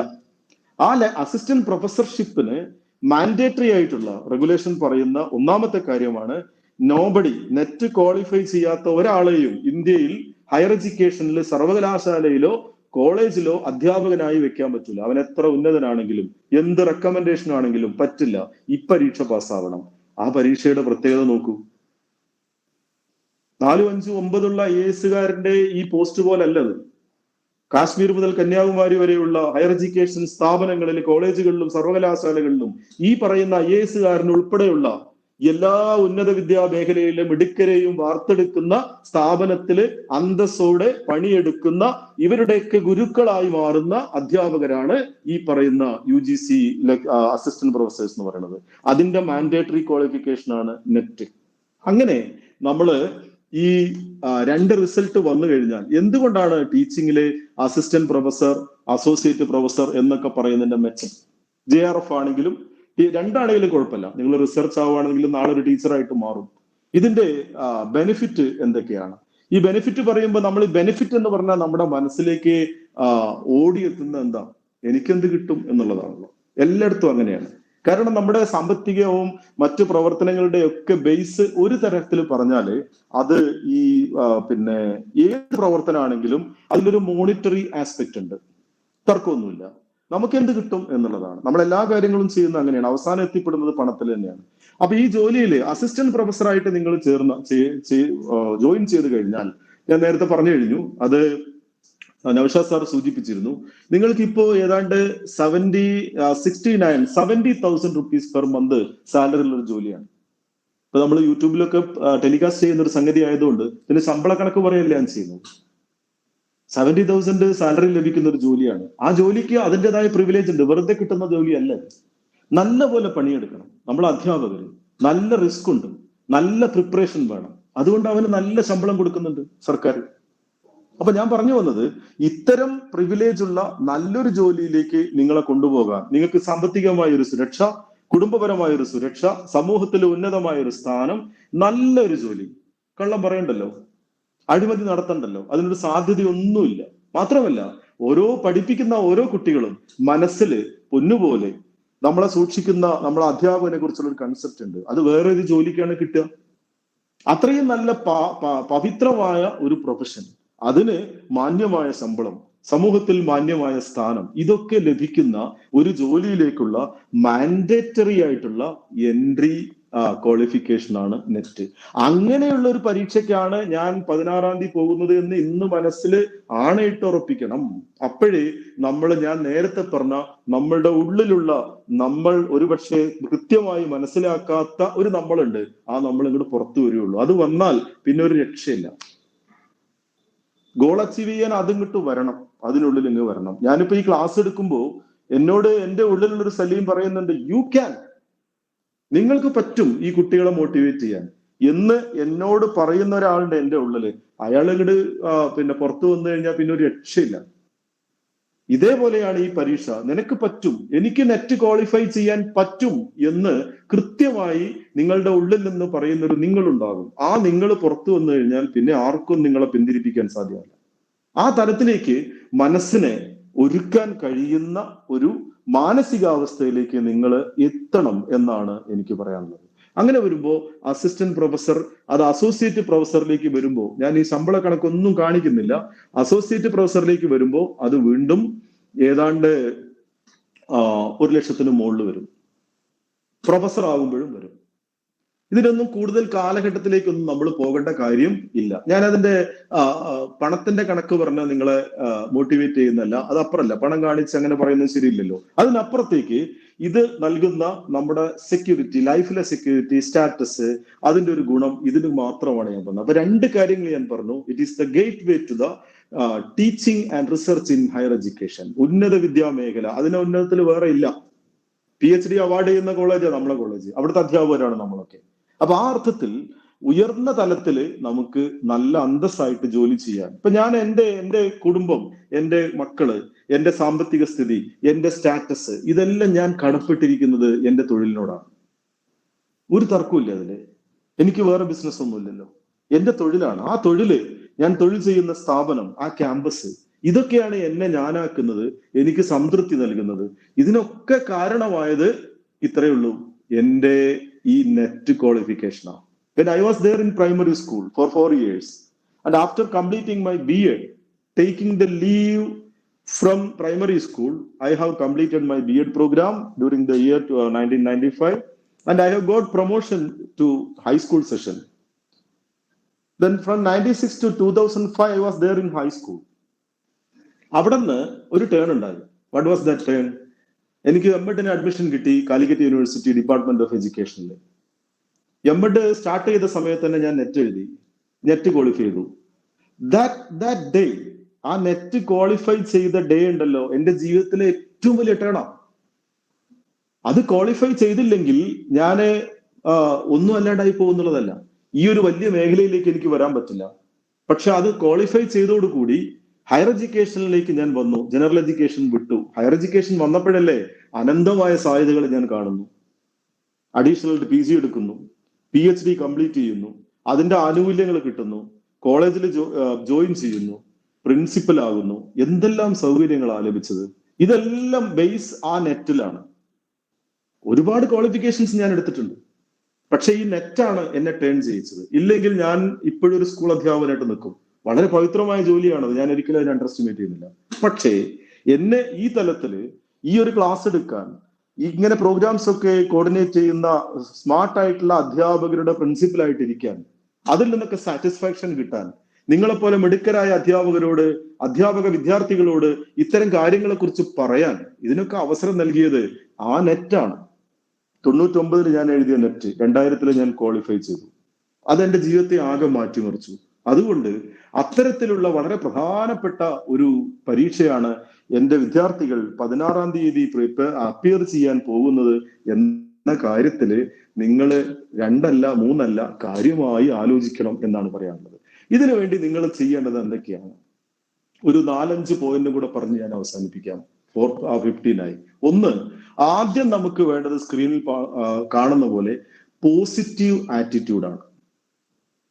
പോസിറ്റീവ് ആറ്റിറ്റ്യൂഡ് ഉണ്ടായിരിക്കണം. ഇനിയും അതിന് സമയം വൈകിട്ടില്ല. എന്താണ് ഈ പോസിറ്റീവ് ആറ്റിറ്റ്യൂഡ്? ആ നെറ്റ് എഴുതി നോക്കാം, ചിലപ്പം കിട്ടും. കുറെ ആൾക്കാർ കുറെ കാലമായിട്ട് ഇങ്ങനെ നമ്മുടെ നാടൻ ഭാഷയിൽ പറഞ്ഞാല് അത് ചൊറിഞ്ഞുകൊണ്ടിരിക്കുന്നുണ്ട്. അങ്ങനെയൊക്കെ പറയാൻ കുഴപ്പമൊന്നുമില്ല, നിങ്ങൾ മോശമാണെന്ന് വിചാരിക്കരുത്. പക്ഷെ കിട്ടുന്നില്ല. അതുകൊണ്ട് നമ്മളൊന്നും നോക്കാം, വേണമെങ്കിൽ ഒന്ന് പരീക്ഷിച്ച് നോക്കാം. കിട്ടുന്ന ഉറപ്പൊന്നുമില്ല, കുറെ കാലം എഴുതിയാലൊക്കെ കിട്ടും, നോക്കാം. ഇതല്ല വേണ്ടത്. Strong determination, positive attitude and strong determination. നമ്മൾ എന്തിനോടുള്ള പോസിറ്റീവ് ആറ്റിറ്റ്യൂഡ് നമുക്കുണ്ട്? ജീവിതത്തിൽ ഒരുപാട് കാര്യങ്ങളോട് നമുക്ക് പോസിറ്റീവ് ആറ്റിറ്റ്യൂഡ്. ചേട്ടത്തിയോടോ പറയും, നീ വിഷമിക്കണ്ട, അച്ഛൻ അതൊക്കെ സമ്മതിക്കും. അതൊരു പോസിറ്റീവ് ആറ്റിറ്റ്യൂഡാണ്. എന്നിട്ട് നമ്മളെ എങ്ങനെയെങ്കിലും അത് സമ്മതിപ്പിക്കുകയും, അത് നമ്മളെ എബിലിറ്റിയാണ്. അങ്ങനെ ഒരുപാട് കാര്യങ്ങൾ നമ്മൾ അച്ഛനെ കൊണ്ടും അമ്മയെ കൊണ്ടും സാധിപ്പിക്കാറുണ്ട്. ടീച്ചേഴ്സിന്റെ അടുത്ത് അസൈൻമെന്റ് വെക്കുന്ന സമയത്ത് ചിലപ്പം ഡേറ്റ് വൈകി കഴിഞ്ഞാൽ നിങ്ങൾ മറ്റുള്ളവരുടെ അത് സാറല്ലേ, അഫീഫ് സാറല്ലേ, നമുക്ക് നോക്കാം. അതിലും വലിയ സാറുമാരൊക്കെ നമ്മൾ കണ്ടല്ലേ. പക്ഷെ അഫീഫ് സാർക്ക് ഒരു വീക്ക് പോയിന്റ് ഉണ്ട്, അവിടെ ഇട്ട് നമ്മൾ പിടിക്കും. ആ അസൈൻമെന്റ് നമ്മൾ എങ്ങനെയും വെക്കും, അല്ലെങ്കിൽ സലീം സാറോട് പറഞ്ഞാൽ അത് ചെയ്യും. ഇതൊക്കെ നമ്മളെ പോസിറ്റീവ് ആറ്റിറ്റ്യൂഡ്, നമ്മൾ അത് ചെയ്യിക്കുകയും ചെയ്യും. ഇങ്ങനെ ജീവിതത്തിൽ എന്തെല്ലാം കാര്യങ്ങളിൽ പോസിറ്റീവ് എനർജി ഉപയോഗിച്ചിട്ട് അത് പോസിറ്റീവ് ആക്കി നമ്മൾ മാറ്റിയിട്ടുണ്ട്. So my request is you have to use the same energy towards this examination. പലരും പലതും പറയും, അവിടെ ഒന്നും നോക്കണ്ട, പോസിറ്റീവായിട്ട് അതിനെ കാണാം. സ്ട്രോങ് ഡിറ്റർമിനേഷൻ, ഞാനത് ക്വാളിഫൈ ചെയ്തിരിക്കുന്നു, ഒരു സംശയമില്ല കാര്യത്തിൽ. 3-ാമത്തെ പോയിന്റ് എന്റത് റീഡ് വിത്ത് അവയർനെസ് ആണ്. റീഡ് വിത്ത് അവയർനെസ് എന്ന് പറഞ്ഞാൽ ഈ പരീക്ഷയുടെ ഒരു പ്രത്യേകത, ഇത് സാധാരണ പരീക്ഷ ചോദ്യങ്ങൾ ചോദിച്ച് അതിന്റെ ഉത്തരം കാണാപ്പാഠം പഠിച്ച് എഴുതുന്നതല്ല. മറിച്ച് നിങ്ങളുടെ ഒരു മേഖലയിലുള്ള വിവരത്തെ കൃത്യമായി ഫിൽട്ടർ ചെയ്ത് അനലൈസ് ചെയ്ത് നിങ്ങൾ എങ്ങനെ പ്രതികരിക്കുന്നു എന്ന് നോക്കിയിട്ടാണ് നിങ്ങൾക്ക് സ്കോർ കിട്ടുന്നത്. ഈ പരീക്ഷയുടെ പ്രത്യേകത ഞാൻ കണ്ടിട്ടുള്ളത്, ചോദ്യങ്ങൾ വളരെ ഈസിയാണ്, ഉത്തരങ്ങളും വളരെ ഈസിയാണ്. പക്ഷെ ഒറ്റ കാര്യമുള്ളൂ, ചോദിച്ച ചോദ്യത്തില് ഇതിൽ നിന്ന് ഈസി ആയിട്ടുള്ള ഉത്തരങ്ങൾ ഒരു ഉത്തരം മാത്രമേ ശരിയുള്ളൂ. അത് ഏതാണെന്ന് കണ്ടെത്തലാണ്. ഐ റിപ്പീറ്റ്, ചോദ്യം വളരെ ഈസി, വായിച്ചാൽ വളരെ ഫെമിലിയർ, ഉത്തരങ്ങളും വളരെ ഫെമിലിയർ. പക്ഷേ ഈ ഫെമിലിയർ ആയിട്ടുള്ള ഉത്തരങ്ങളിൽ ഈ ചോദ്യത്തിന് ഒരു ഉത്തരം മാത്രമേ ഉള്ളൂ. ആ ഉത്തരത്തെ കൃത്യമായി ഐഡന്റിഫൈ ചെയ്യലാണ് നിങ്ങളുടെ ടാസ്ക്. ഇങ്ങനെയുള്ള ഈസി ആയിട്ടുള്ള ചോദ്യത്തിൽ നിന്ന് ഈസി ആയിട്ടുള്ള ഉത്തരങ്ങളിൽ ഏറ്റവും അനുയോജ്യമായ ഒരു ഉത്തരം കണ്ടെത്താനുള്ള നിങ്ങളുടെ പൊട്ടൻഷ്യലാണ് ഇന്ത്യയിലെ മറ്റു വിദ്യാർത്ഥികളിൽ നിന്ന് നിങ്ങളെ വ്യത്യസ്തമാക്കുന്നത്. അവിടെയാണ് നിങ്ങൾ 6% കയറുന്നത്. So that ability should be enhanced. ആ എബിലിറ്റി എൻഹാൻസ് ചെയ്യണമെന്നുണ്ടെങ്കിൽ ഈ ഏരിയയിൽ കൃത്യമായ ധാരണ നിങ്ങൾക്ക് ഉണ്ടാവണം. ഫറൂഖ് ട്രെയിനിങ് കോളേജിലെ പ്രിൻസിപ്പൽ എവിടെ ഇരിക്കണം എന്ന് ചോദിച്ചാൽ ഇങ്ങനെ കാണിച്ചു കൊടുക്കും, നിങ്ങൾ ചൂണ്ടിയിട്ട്. അത് ആ കയറി വരുന്ന അവിടെ തന്നെ മുന്നിലാണ് മൂപ്പരിക്കുന്നത്. വളരെ എളുപ്പമാണ് അതിന് ഉത്തരം പറയാൻ. ഫറൂഖ് ട്രെയിനിങ് കോളേജിലെ പ്രിൻസിപ്പൽ എങ്ങനെയുണ്ട് എന്ന് ചോദിച്ചാല് നിങ്ങൾക്ക് അങ്ങനെ ഉത്തരം പറയാൻ പറ്റില്ല. വെറുതെ ഒരു ഉത്തരം പറഞ്ഞാൽ ഉത്തരം ആവില്ല. ഫറൂഖ് ട്രെയിനിങ് കോളേജിലെ പ്രിൻസിപ്പലിന് എങ്ങനെയുണ്ട് എന്ന് ചോദിച്ചാൽ അതിനൊരു ഉത്തരം നിങ്ങൾക്ക് പറയണമെന്നുണ്ടെങ്കിൽ നിങ്ങൾ ട്രെയിനിങ് കോളേജിനെ കുറിച്ചും പ്രിൻസിപ്പലിനെ കുറിച്ചും ടീച്ചേഴ്സിനെ കുറിച്ചും അവിടെ നടക്കുന്ന പരിപാടികളെ കുറിച്ചും അതിൽ പ്രിൻസിപ്പൽ ചെയ്യുന്ന കാര്യങ്ങളെക്കുറിച്ചും പ്രിൻസിപ്പലും ടീച്ചേഴ്സും തമ്മിൽ നടത്തുന്ന പരിപാടികളെക്കുറിച്ചും നിങ്ങളോടുള്ള പെരുമാറ്റത്തെക്കുറിച്ചും അദ്ദേഹത്തിന്റെ എല്ലാ പ്രവർത്തനങ്ങളെക്കുറിച്ചും സാമാന്യ ധാരണ ഉണ്ടെങ്കിൽ മാത്രമേ നിങ്ങൾ പറയുന്ന ഉത്തരം ശരിയാവുള്ളൂ. ഞാനൊരു ഉദാഹരണം പറഞ്ഞാണ്. This is the correct way to answer for a question. ഇതാണ് നെറ്റ് ചോദിക്കുന്നത്. എന്തെങ്കിലും ചോദ്യത്തിന് ഉത്തരം എഴുതല്ല. അതിനുവേണ്ടി നിങ്ങൾ എന്തൊക്കെ വേണം? ട്രെയിനിങ് കോളേജിനെ കുറിച്ച് നല്ലൊരു ധാരണ വേണം. അതേപോലെ ടീച്ചിങ് ആപ്റ്റിറ്റ്യൂഡിനെ കുറിച്ച് നല്ല ധാരണ വേണം. ചോദ്യം വളരെ ഈസിയാണ്, ഉത്തരവും ഈസിയാണ്. പക്ഷെ ഇതാണ് ഉത്തരം എന്ന് പറഞ്ഞെങ്കിൽ ടീച്ചിങ്ങിനെ കുറിച്ചും ടീച്ചിങ്ങിന്റെ ഏരിയയെ കുറിച്ചും നല്ല പ്യൂർ ആയിട്ടുള്ള ധാരണ വേണം. റിസർച്ചിനെ കുറിച്ചുള്ള ധാരണ വേണം. അപ്പൊ റിസർച്ചിന് ആൻസർ ചെയ്യാൻ പറ്റും. ഇതാണ് എന്റെ പോയിന്റ്. റീഡ് വിത്ത് അവെയർനെസ്. ഇപ്പൊ നിങ്ങൾ ചോദ്യോത്തരങ്ങൾ പഠിക്കുകയല്ല വേണ്ടത്. നിങ്ങൾക്ക് അനുവദിച്ചു തന്ന സിലബസിലെ ഏരിയ കൃത്യമായി മനസ്സിലാക്കുക. ജനങ്ങളും പരിസ്ഥിതിയും people and environment Afeef sir എന്ന ക്ലാസ് എടുത്തു. അതിന്റെ യഥാർത്ഥ മൂല്യങ്ങളും മനസ്സിലാക്കി വെക്കുകയാണ് വേണ്ടത്. ഒരു ഏരിയയിലെ ചോദ്യവും ഉത്തരവും പഠിച്ചാൽ ആ ചോദ്യമോ ഉത്തരമോ ചോദിച്ചാൽ നിങ്ങൾക്ക് എഴുതാൻ പറ്റും. മറ്റൊന്ന് ചോദിച്ചാൽ എഴുതാൻ പറ്റില്ല. പക്ഷേ പരിസ്ഥിതിയെ കുറിച്ചുള്ള നല്ല ധാരണയുണ്ടെന്നുണ്ടെങ്കിൽ ഏത് ചോദ്യം ചോദിച്ചാലും ഉത്തരം എഴുതാൻ പറ്റും. ഐ റിപ്പീറ്റ്, ഒരു വിഷയത്തെക്കുറിച്ച് കൃത്യമായ ധാരണയുണ്ടെങ്കിൽ നിങ്ങൾക്ക് അതിനെക്കുറിച്ച് എന്തും പറയാൻ പറ്റും, എന്തും എഴുതാൻ പറ്റും. ഇനി നിങ്ങൾക്ക് അറിയാത്ത കാര്യമാണെങ്കിലും നിങ്ങൾക്കൊരു ഉത്തരം പറയാൻ പറ്റും. നിങ്ങൾക്ക് ഫറൂഖ് ട്രെയിനിങ് കോളേജിനെ കുറിച്ച് നല്ല ധാരണയുണ്ട്, പ്രിൻസിപ്പലിനെ കുറിച്ച് അത്യാവശ്യം ധാരണയുണ്ടെങ്കിൽ ഒരാള് പറയാണ് ആ പ്രിൻസിപ്പൽ കള്ളനാണെന്ന് പറഞ്ഞാൽ ചിലപ്പോൾ അയാൾ കട്ടിട്ടുണ്ടാവും. പക്ഷേ കക്കാതെ നിങ്ങൾക്ക് പറയാൻ പറ്റില്ലല്ലോ. പക്ഷെ നിങ്ങൾക്ക് പറയാൻ പറ്റിയ ഒരു കാര്യം എന്താണെന്നറിയോ? അതിന് സാധ്യത വളരെ കുറവാണ്, അയാൾ കക്കാൻ സാധ്യതയില്ല എന്ന് പറയാനുള്ള കാരണം എന്താ? ആ ധാരണ ഉള്ളതുകൊണ്ടാണ്.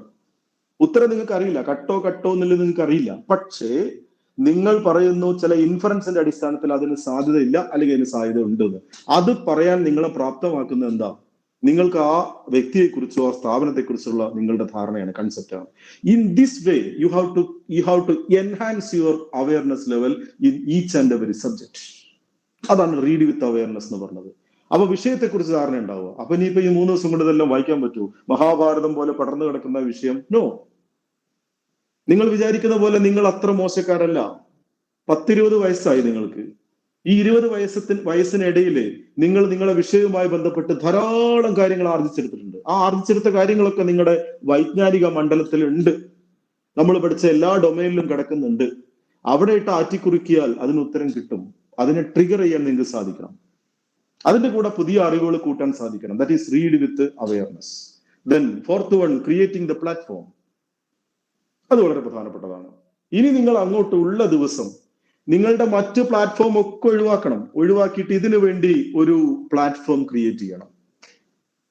ഇന്ന് വൈകുന്നേരം നിങ്ങളൊരു സുഹൃത്ത് നിങ്ങളെ ഫോണിൽ വിളിക്കുമ്പോൾ ഹലോ എന്ന് വിളിക്കുമ്പോൾ നിങ്ങൾ തിരിച്ചങ്ങോട്ട് ഹലോ എന്ന് പറയുമ്പോൾ ആ സുഹൃത്ത് ചോദിക്കണം, എന്തടി എന്നൊക്കെ പറയാം. നമ്മൾ സുഹൃത്തുക്കായിട്ട് എടാ ഇടി എന്നൊക്കെ വിളിക്കൂലേ? എന്താ ഒരു സൗണ്ടിലൊരു മാറ്റം? യെസ്, സൗണ്ടിലൊരു മാറ്റമുണ്ട്. ഇനി ഞാൻ 16-ാം തീയതി എന്റെ നെറ്റ് പരീക്ഷ കഴിഞ്ഞിട്ടേ നീ ഉദ്ദേശിക്കുന്ന സൗണ്ട് ആവുള്ളൂ എന്ന് പറഞ്ഞാൽ നമ്മളാകെ മാറി.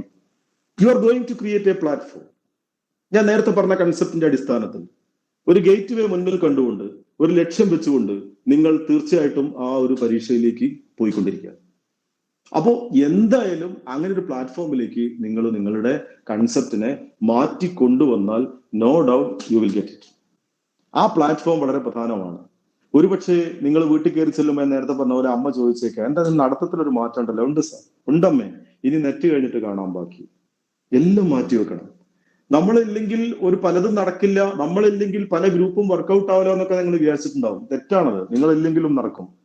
ഈ നെറ്റ് കഴിയുന്നവരെ, അല്ലെങ്കിൽ നെറ്റ് എന്നാണോ നിങ്ങൾക്ക് കിട്ടുന്നത് അതുവരെ നിങ്ങൾ ഒരു പ്ലാറ്റ്ഫോം ക്രിയേറ്റ് ചെയ്യണം. എന്നിട്ട് ആ പ്ലാറ്റ്ഫോമിൽ നിന്ന് ഇറങ്ങാൻ പാടുള്ളൂ. അങ്ങനെയാണ് സച്ചിനായത്. ഞാൻ വീണ്ടും അദ്ദേഹത്തെ എനിക്കിഷ്ടമുള്ള ആളാണ്. ദാസേട്ടൻ പാടി നല്ല പാട്ടുകാരനായതൊക്കെ അങ്ങനെ തന്നെയാണ്. ആ പ്ലാറ്റ്ഫോം ക്രിയേറ്റ് ചെയ്ത് ആ പ്ലാറ്റ്ഫോമിൽ ഉറച്ചു നിൽക്കുന്നത് കൊണ്ടാണ്. അതിൽ നിന്ന് ഇളകിയവരൊക്കെ പരാജയപ്പെട്ടിട്ടേ ഉള്ളൂ. അടുത്തത്, അറ്റ്മോസ്ഫിയർ ഈസ് മോർ ഇമ്പോർട്ടന്റ്. ഞാൻ പറഞ്ഞല്ലോ, ഈ കാര്യങ്ങളൊക്കെ, ഇല്ലാത്ത കാര്യങ്ങളൊക്കെ ഒഴിവാക്കണം, ആവശ്യമില്ലാത്ത കാര്യങ്ങളൊക്കെ ഒഴിവാക്കണം. ഇത് നേടുന്നത് വരെ അതിൽ ഉറച്ചു നിൽക്കണം. അതിനുവേണ്ടിയുള്ള അറ്റ്മോസ്ഫിയർ ഉണ്ടാക്കണം. അപ്പൊ നമ്മൾ ഉറക്കത്തിന്റെ സമയം മാറണം, ഉണരുന്ന സമയം മാറണം, ഭക്ഷണം വരെ ചിലപ്പം കൺട്രോൾ ചെയ്യേണ്ടി വരും, ആളുകളോടുള്ള ഇടപെടലിലും സമീപനത്തിൽ മാറ്റം വരുത്തേണ്ടി വരും, ഇതുവരെ വായിച്ച ശൈലി ഒന്ന് മാറ്റിപ്പിടിക്കേണ്ടി വരും, ഇതുവരെ നമ്മൾ കാര്യങ്ങൾ മനസ്സിലാക്കിയ രീതി മാറ്റിപ്പിടിക്കേണ്ടി വരും. So this is atmosphere is very, very, very, very important. Then അവസാനത്തിലേക്ക് ഞാൻ പോവാണ്. Style of answering. എങ്ങനെയാണ് നിങ്ങൾ ആൻസർ ചെയ്യേണ്ടത്? ഇത്തരത്തിൽ നിങ്ങൾ അവയർനെസ്സോട് കൂടി വായിച്ചിട്ടുണ്ട് എങ്കിൽ നോ ഡൗട്ട് നിങ്ങൾക്കൊരു മേഖലയെക്കുറിച്ച് നല്ല അവയർനെസ് ഉണ്ടാകും. അങ്ങനെ അവയർനെസ് ഉണ്ടായ ഒരു മേഖലയിൽ നിങ്ങൾക്ക് ഈ പറഞ്ഞ പോലെ ICT എടുത്ത മനോജ് സാറിന്റെ ക്ലാസ് നിങ്ങളുടെ മനസ്സിൽ കൃത്യമായി ഓർമ്മയുണ്ടെങ്കിൽ ICTയിൽ നിന്നൊരു ചോദ്യം വരുമ്പോൾ ആ ചോദ്യം വായിച്ചാൽ തന്നെ അതിന്റെ ഒരു ഒരു ഒരു ഉത്തരം നിങ്ങളുടെ മനസ്സിലേക്ക് തെളിഞ്ഞു വരും. അതാണ് ഞാൻ പറഞ്ഞത് സ്റ്റൈൽ ഓഫ് ആൻസറിങ്. ഞാൻ സാധാരണ പറയാറ് 4 ടൈപ്പ് ചോദ്യങ്ങൾ ചോദിക്കും. ഒന്നാമത്തെ ടൈപ്പ് 1 എന്ന് പറയുന്നത് ചോദ്യം വായിച്ചു കഴിഞ്ഞാൽ തന്നെ ആൻസർ മനസ്സിൽ ഫ്ലാഷ് ചെയ്യുന്ന തരം ചോദ്യങ്ങൾ. നിങ്ങൾ നല്ല അവയർനെസ് ഉണ്ടെങ്കിൽ ഇത്തരം ചോദ്യങ്ങളുടെ എണ്ണം നിങ്ങൾക്ക് കൂടുതൽ കിട്ടും നെറ്റ് പരീക്ഷയിൽ. അപ്പോ റാം സ്റ്റാൻഡ്സ് ഫോർ ചോയ്സിലേക്ക് നോക്കേണ്ട കാര്യമില്ല. It is none other than random access memory. തെളിഞ്ഞു വന്നു. ഇതാണ് ഒരു ടൈപ്പ് ചോദ്യം എന്ന് പറയുന്നത്. ഒന്നും ആലോചിക്കേണ്ട കേസില്ല. ചോദ്യം വായിച്ചു, ഈ റാൻഡം ആക്സസ് മെമ്മറി എന്ന് പറയുന്നത് A ആണോ B ആണോ C ആണോ D ആണോ നോക്കേണ്ട കാര്യമുള്ളൂ. അത് B ആണ്, കറപ്പിച്ചു. ഒരു കാര്യം ഇവിടെ നിങ്ങൾ ചെയ്യണം, മറ്റതൊക്കെ ഏതാണെന്ന് UGC ചോദിച്ച ചോദ്യം ഒന്ന് നോക്കട്ടെ, അവരെ ചോയ്സ് ഒന്ന് നോക്കട്ടെ, നിലവാരമുണ്ടോ എന്ന് നോക്കട്ടെ. ഇതൊന്നും നമ്മൾ ചെയ്യരുത്. Time is very important. അത്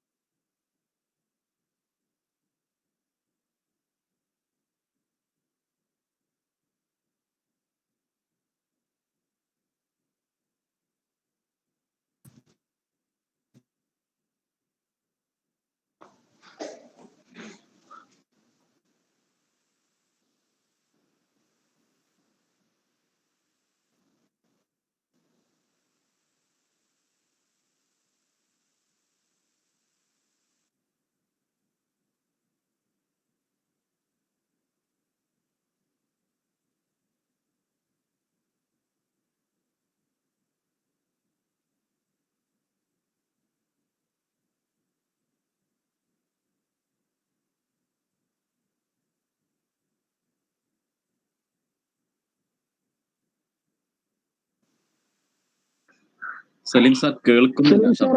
മൈക്ക് ഓഫ് ആണ്. അത് നെറ്റ്വർക്ക് പിന്നെ കട്ടാവുന്നതാണ്. ഇപ്പൊ ശരിയായില്ലേ? ഇപ്പൊ ഓക്കെ. അതിന്റെ വൈഫൈ പെട്ടെന്ന് കട്ടായി പോവാണ്. Something wrong. അത് കുഴപ്പമില്ല. ഇപ്പൊ ഞാൻ പറഞ്ഞത് ഈ സ്റ്റൈൽ ഓഫ് ആൻസറിങ്ങില് ഒന്നാമത്തെ ടൈപ്പ് ചോദ്യമാണ് ഞാൻ പറഞ്ഞത്. ഇനി വീണ്ടും രണ്ടാമത്തെ ടൈപ്പ് ക്വസ്റ്റ്യനിലേക്ക് വരുന്നു. ടൈപ്പ് 2 ക്വസ്റ്റ്യൻ എന്ന് ഞാൻ സാധാരണ പറയാറുള്ള ചോദ്യമാണ് ടൈപ്പ് 2. ടൈപ്പ് 2 ക്വസ്റ്റ്യൻ എന്ന് പറയുന്നത്, നിങ്ങൾ ചോദ്യം വായിച്ചു, നിങ്ങളുടെ മനസ്സിലേക്ക് ഉത്തരം വരുന്നില്ല, പക്ഷെ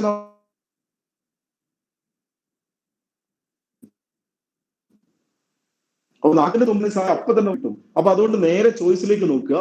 ചോദ്യം ഇതാണ്, പെട്ടെന്ന് ചോയ്സ് കണ്ടപ്പോ ആ ഉത്തരം കിട്ടി, ചാടി പിടിച്ചു, രണ്ടാമത്തെ ഉത്തരം കറപ്പിച്ചു. അവിടെയും നമ്മൾ മറ്റു ചോയ്സിലേക്ക് നോക്കരുത്, വളരെ പെട്ടെന്ന് കറപ്പിക്കണം. ആ കിട്ടുന്ന ബോണസ് ടൈം അടുത്ത ചോദ്യത്തിലേക്ക് ഇൻവെസ്റ്റ് ചെയ്യണം. ടൈപ്പ് 3.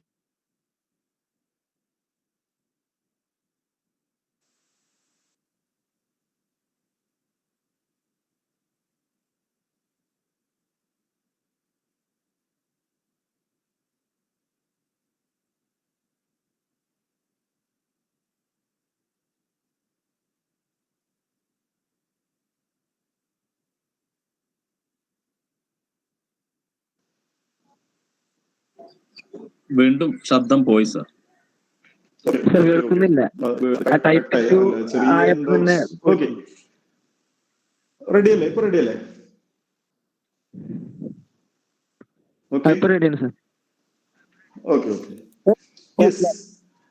മൂന്നാമത്തെ ടൈപ്പ് 3 ക്വസ്റ്റ്യൻ എന്ന് പറയുന്നത്, ചോദ്യം വായിച്ചു, ഉത്തരം ഫ്ലാഷ് ചെയ്തില്ല, നാക്കിന്റെ തുമ്പത്തുമില്ല, മൂക്കിന്റെ തുമ്പത്തുമില്ല, എവിടെയില്ല. ഓക്കെ, ചോയ്സിലേക്ക് നോക്കിയിട്ട് ഒരു ഐഡിയ ഇല്ല. ഇവിടെ നിങ്ങൾക്ക് ചെയ്യാവുന്നത്, ഈ ചോയ്സിൽ നിന്ന്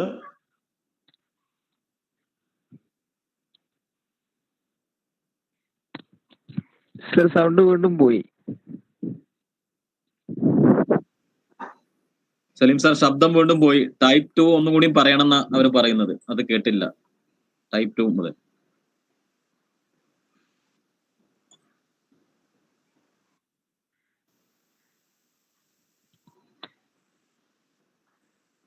സലീം സാ കണക്ഷൻ മാറ്റിയിട്ടുണ്ട്. ഹലോ, ഓക്കെ സർ, ഇപ്പൊ കേൾക്കുന്നുണ്ട്. Okay okay.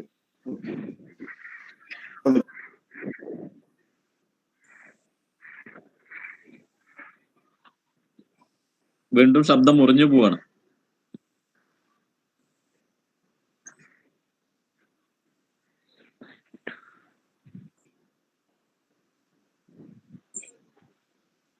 സാറ് മീറ്റിന്ന് ലെഫ്റ്റ് ആയെന്ന് തോന്നുന്നു. സാറ് വീണ്ടും ജോയിൻ ചെയ്യുകയായിരിക്കും.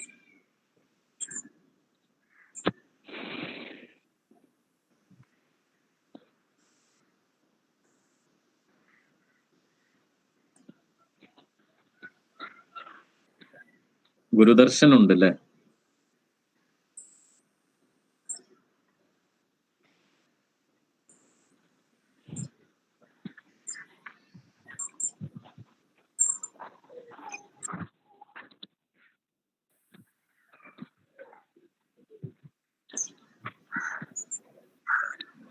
സാറിപ്പം ജോയിൻ ചെയ്യായിരിക്കും കേട്ടോ. സാറിപ്പം വരും. അതിനിടയില് ആർക്കെങ്കിലും എന്തെങ്കിലും നെറ്റുമായി ബന്ധപ്പെട്ടിട്ട് എന്തെങ്കിലും ഇഷ്യൂസോ എന്തെങ്കിലും സംഗതികളൊക്കെ ചോദിക്കാനുണ്ടെങ്കിൽ നിങ്ങൾക്ക് ചാറ്റ് ബോക്സിൽ വേണമെങ്കിൽ മെസ്സേജ് ചെയ്യാം. അതല്ലെങ്കിൽ നിങ്ങൾക്ക് അൺമ്യൂട്ട് ചെയ്തിട്ട് ചോദിക്കാം. സാർ വരുന്നത് വരെ നമുക്ക് എന്തെങ്കിലും ഡൗട്ട് ഉണ്ടെങ്കിൽ. സാറ് നെറ്റിന്റെ ഹാൾ ടിക്കറ്റ് ഇതുവരെ അപ്ലോഡ് ചെയ്തിട്ടില്ലല്ലോ. ഇനിയിപ്പോ 3 ദിവസമല്ലേ ഉള്ളൂ. 3-ാമത്തെ ദിവസം എക്സാം ആയ ഇവര് NTA ഇവരുടെ വെബ്സൈറ്റില് മുമ്പ് പറഞ്ഞിരുന്നു, ഞങ്ങൾ 15 ദിവസം മുമ്പ് ഞങ്ങൾ അഡ്മിറ്റ് കാർഡ് ഇഷ്യൂ ചെയ്യും എന്ന് പറഞ്ഞിരുന്നു. പക്ഷേ ഇവർക്ക് ഇതുവരെ അഡ്മിറ്റ് കാർഡ് ഇതുവരെ ഇഷ്യൂ ചെയ്യാൻ പറ്റിയിട്ടില്ല. ഇതുമായി ബന്ധപ്പെട്ടിട്ട് NTA ബന്ധപ്പെട്ട സമയത്ത് പറഞ്ഞത്, നിങ്ങൾ ഇങ്ങനെ ചോദിക്കണ്ട, മാത്രമല്ല കേരളത്തിൽ നിന്ന് അധിക പേരും ഇങ്ങനെ വിളിച്ചുകൊണ്ടിരിക്കുന്നുണ്ടെന്നാണ് പറയുന്നത്. അപ്പോ ഞങ്ങൾ എന്തുണ്ടെങ്കിലും ഞങ്ങൾ NTA വെബ്സൈറ്റിൽ അപ്ലോഡ് ചെയ്യും. NTA സംബന്ധിച്ചിടത്തോളം ഒരുപാട് പരീക്ഷകൾ വരുന്നുണ്ട്. അത് ഈ കോവിഡ് പശ്ചാത്തലത്തിൽ ഒരുപാട് പ്രയാസം ഉണ്ടാണ്. അവർക്ക് ഒരുപാട് തയ്യാറെടുപ്പുകൾ നടത്തേണ്ടതുണ്ട്. ഒന്നാമത് ഇപ്പൊ ഇന്നത്തെ നീറ്റ് എക്സാം, ഇനി 15-ാം തീയതി നടക്കാൻ പോകുന്ന ഇഗ്നോന്റെ ഒരു എക്സാം ഉണ്ട്, അതുണ്ട്. പിന്നെ 16 മുതൽ 25 വരെയുള്ള നമ്മുടെ എക്സാം ഉണ്ട്. അപ്പൊ ഇതുമായി ബന്ധപ്പെട്ടിട്ട് എല്ലാ വിവരങ്ങളും അവരവരുടെ വെബ്സൈറ്റിൽ അപ്ലോഡ് ചെയ്യുന്ന പറയണത്. അപ്പോ പരീക്ഷ എന്ന് നടക്കട്ടെ, നമുക്കൊരു പ്രശ്നമല്ല. നമ്മുടെ പ്രിപ്പറേഷനിൽ യാതൊരു കോട്ടം വരുത്താതിരിക്കുക.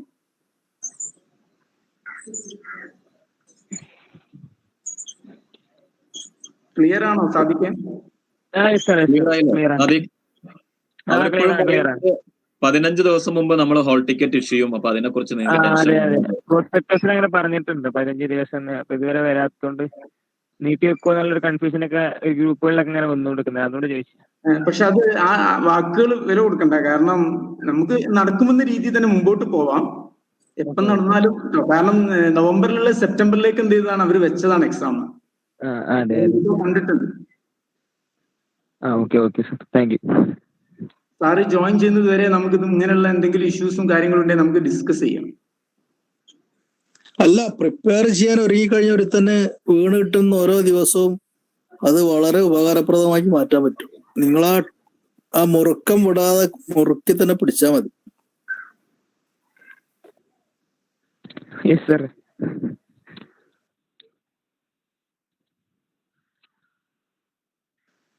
ഇനി ആരെങ്കിലും ഇതുപോലെ എന്തെങ്കിലുമൊക്കെ ചോദിക്കണ ഉണ്ടെങ്കിൽ ചോദിച്ചോളൂ.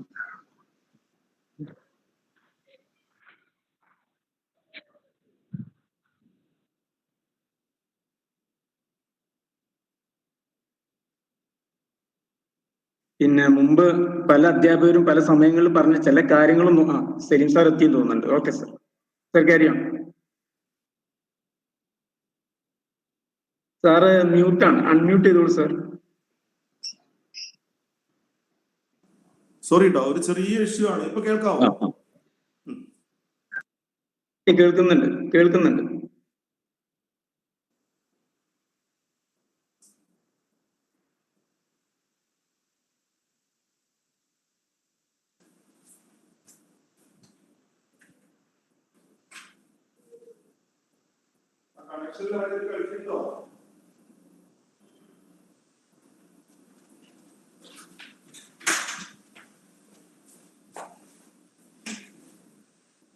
ഹലോ. യെസ് സർ, കേൾക്കുന്നുണ്ട്. ഓക്കെ. എന്തോ ഒരു സംതിങ് പോട്ടെ. നാലാമത്തെ ക്വസ്റ്റ്യൻ ഞാൻ പറഞ്ഞത് നിങ്ങൾക്ക് ഒരു കണക്ഷനും ഇല്ലാത്ത ക്വസ്റ്റ്യന് കറക്കി കുത്തുക എന്നുള്ളതാണ് ചുരുക്കി പറഞ്ഞാൽ. കാരണം നെഗറ്റീവ് മാർക്കില്ല, ഫ്ലാഷ് ചെയ്യുന്നില്ല, നാക്കും തുമ്പത്തില്ല, എലിമിനേറ്റ് ചെയ്യേണ്ട കാര്യമില്ല, ധൈര്യമായിട്ട് കറക്കി കുത്തിക്കോളാം. ഞാൻ പറഞ്ഞത് ഓരോ ക്വസ്റ്റ്യൻ ആൻസർ ചെയ്യുമ്പോഴും കൃത്യമായ പ്ലാൻ ഉണ്ടായിരിക്കണം. Then last but least the point, acquiring positive reinforcement from each answer. സ്ക്രീനിൽ കാണാം നിങ്ങൾക്ക്. എന്നുവെച്ചാൽ ഒരു ആൻസർ ചെയ്തു കഴിഞ്ഞാൽ നിങ്ങൾക്ക് രണ്ടാമത്തെ ചോദ്യത്തിലേക്ക് പോകുന്ന സമയത്ത് ആദ്യത്തെ ചോദ്യത്തെ കുറിച്ച് നല്ല പോസിറ്റീവ് ആയിട്ടുള്ള മൈൻഡ് സെറ്റ് ഉണ്ടായിരിക്കണം. ഫോർ എക്സാമ്പിൾ, പലപ്പോഴും നമുക്ക് സംഭവിക്കുന്നതാണ്, ഒന്നാമത്തെ ചോദ്യത്തിന് ഉത്തരം നമ്മൾ ഡി എഴുതി, രണ്ടാമത്തെ ചോദ്യം വായിക്കുന്ന സമയത്ത് വായിച്ചിട്ട് അതിന്റെ ആൻസർ എ നമുക്കറിയാം, പക്ഷെ ആ എ എഴുതുന്ന സമയത്ത് ഒന്നാമത്തെ ചോദ്യത്തിനെ കുറിച്ച് ഒരു സംശയം മനസ്സിലുണ്ടാവുക, ഞാൻ ഒന്ന് എഴുതിയത് ഡി ആണോ, അത് സി ആയിരുന്നില്ലേ? ഈ ഒരു കൺഫ്യൂഷൻ അല്ലെങ്കിൽ ഈ ഒരു ചിന്ത രണ്ടാമത്തെ ചോദ്യത്തെയും എന്തെയും തകരാറിലാക്കും. അതുകൊണ്ട് ഒരിക്കലും നിങ്ങൾ ഒരു ചോദ്യത്തിന്റെ ഉത്തരം എഴുതി കഴിഞ്ഞാൽ അതിനെ കംപ്ലീറ്റ് കട്ട് ചെയ്തില്ല. മാത്രമല്ല മൂന്നാമത്തെ ചോദ്യത്തിലേക്ക് വരുമ്പോൾ നമ്മളെ മനസ്സിലുണ്ടായിരിക്കേണ്ടത് രണ്ട് ചോദ്യത്തിന് ഞാൻ എഴുതിയ ഉത്തരം കറക്റ്റ് ആണ്, ഒരു ഡൗട്ടും. അങ്ങനെയെങ്കിൽ നിങ്ങൾ 29ാമത്തെ ചോദ്യം എഴുതുമ്പോൾ നിങ്ങളുടെ മൈൻഡ് സെറ്റ് എന്താണ്? 30ാമത്തെ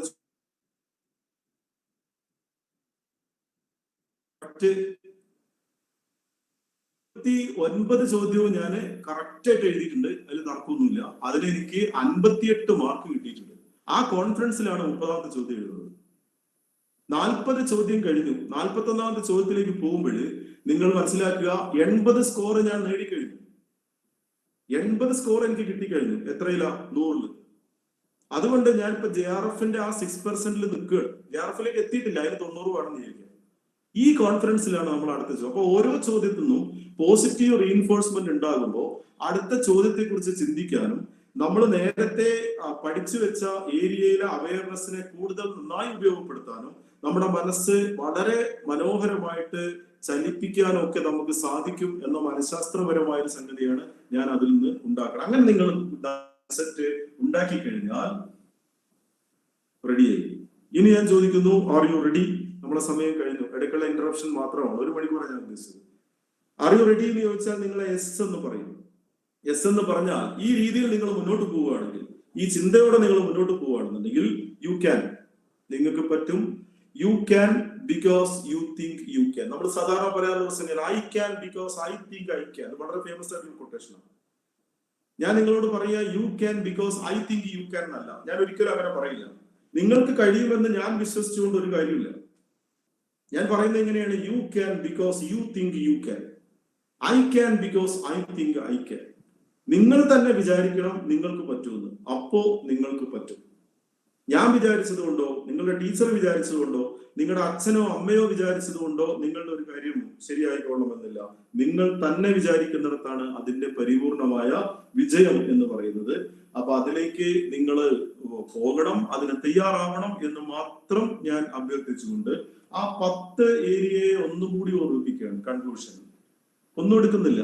അധ്യാപനത്തിന്റെ വിവിധ മേഖലകളെ കുറിച്ച് ആദ്യത്തെ ക്ലാസ് ടീച്ചിങ് ആപ്റ്റിറ്റ്യൂഡിനെ കുറിച്ച് മുഹമ്മദ് സാർ എടുത്തു. ടീച്ചിങ്ങിനെ കുറിച്ചുള്ള നിങ്ങൾ പഠിച്ചതും നിങ്ങൾ അനുഭവിച്ചതുമായ കാര്യങ്ങൾ മനസ്സിൽ ഓർക്കുക. റിസർച്ച് ആപ്റ്റിറ്റ്യൂഡിനെ കുറിച്ച് അനീസ് സാർ ക്ലാസ് എടുത്തു. ഗവേഷണത്തിന്റെ കുറെ മേഖലകൾ PGയിൽ നിങ്ങൾ പരിചയപ്പെട്ടിട്ടുണ്ടാകും. അതും ഇത്തരം മേഖല കൂടി നിങ്ങൾ അതിന്റെ കൂടെ കൂട്ടിച്ചേർക്കുക. പിന്നീട് കോംപ്രിഹെൻഷൻ, റീഡിംഗ് കോംപ്രിഹെൻഷനെ കുറിച്ച് ജിസ ടീച്ചർ കൃത്യമായ കാര്യങ്ങൾ നിങ്ങൾക്ക് പറഞ്ഞു തന്നു. അത് നല്ലൊരു ഏരിയയാണ്. 10 മാർക്ക് ലഭിക്കാൻ 5 ചോദ്യങ്ങളുടെ ഉത്തരം വളരെ മനോഹരമായിട്ട് നിങ്ങൾക്ക് ആ മാർക്ക് സ്കോർ ചെയ്യാൻ പറ്റും.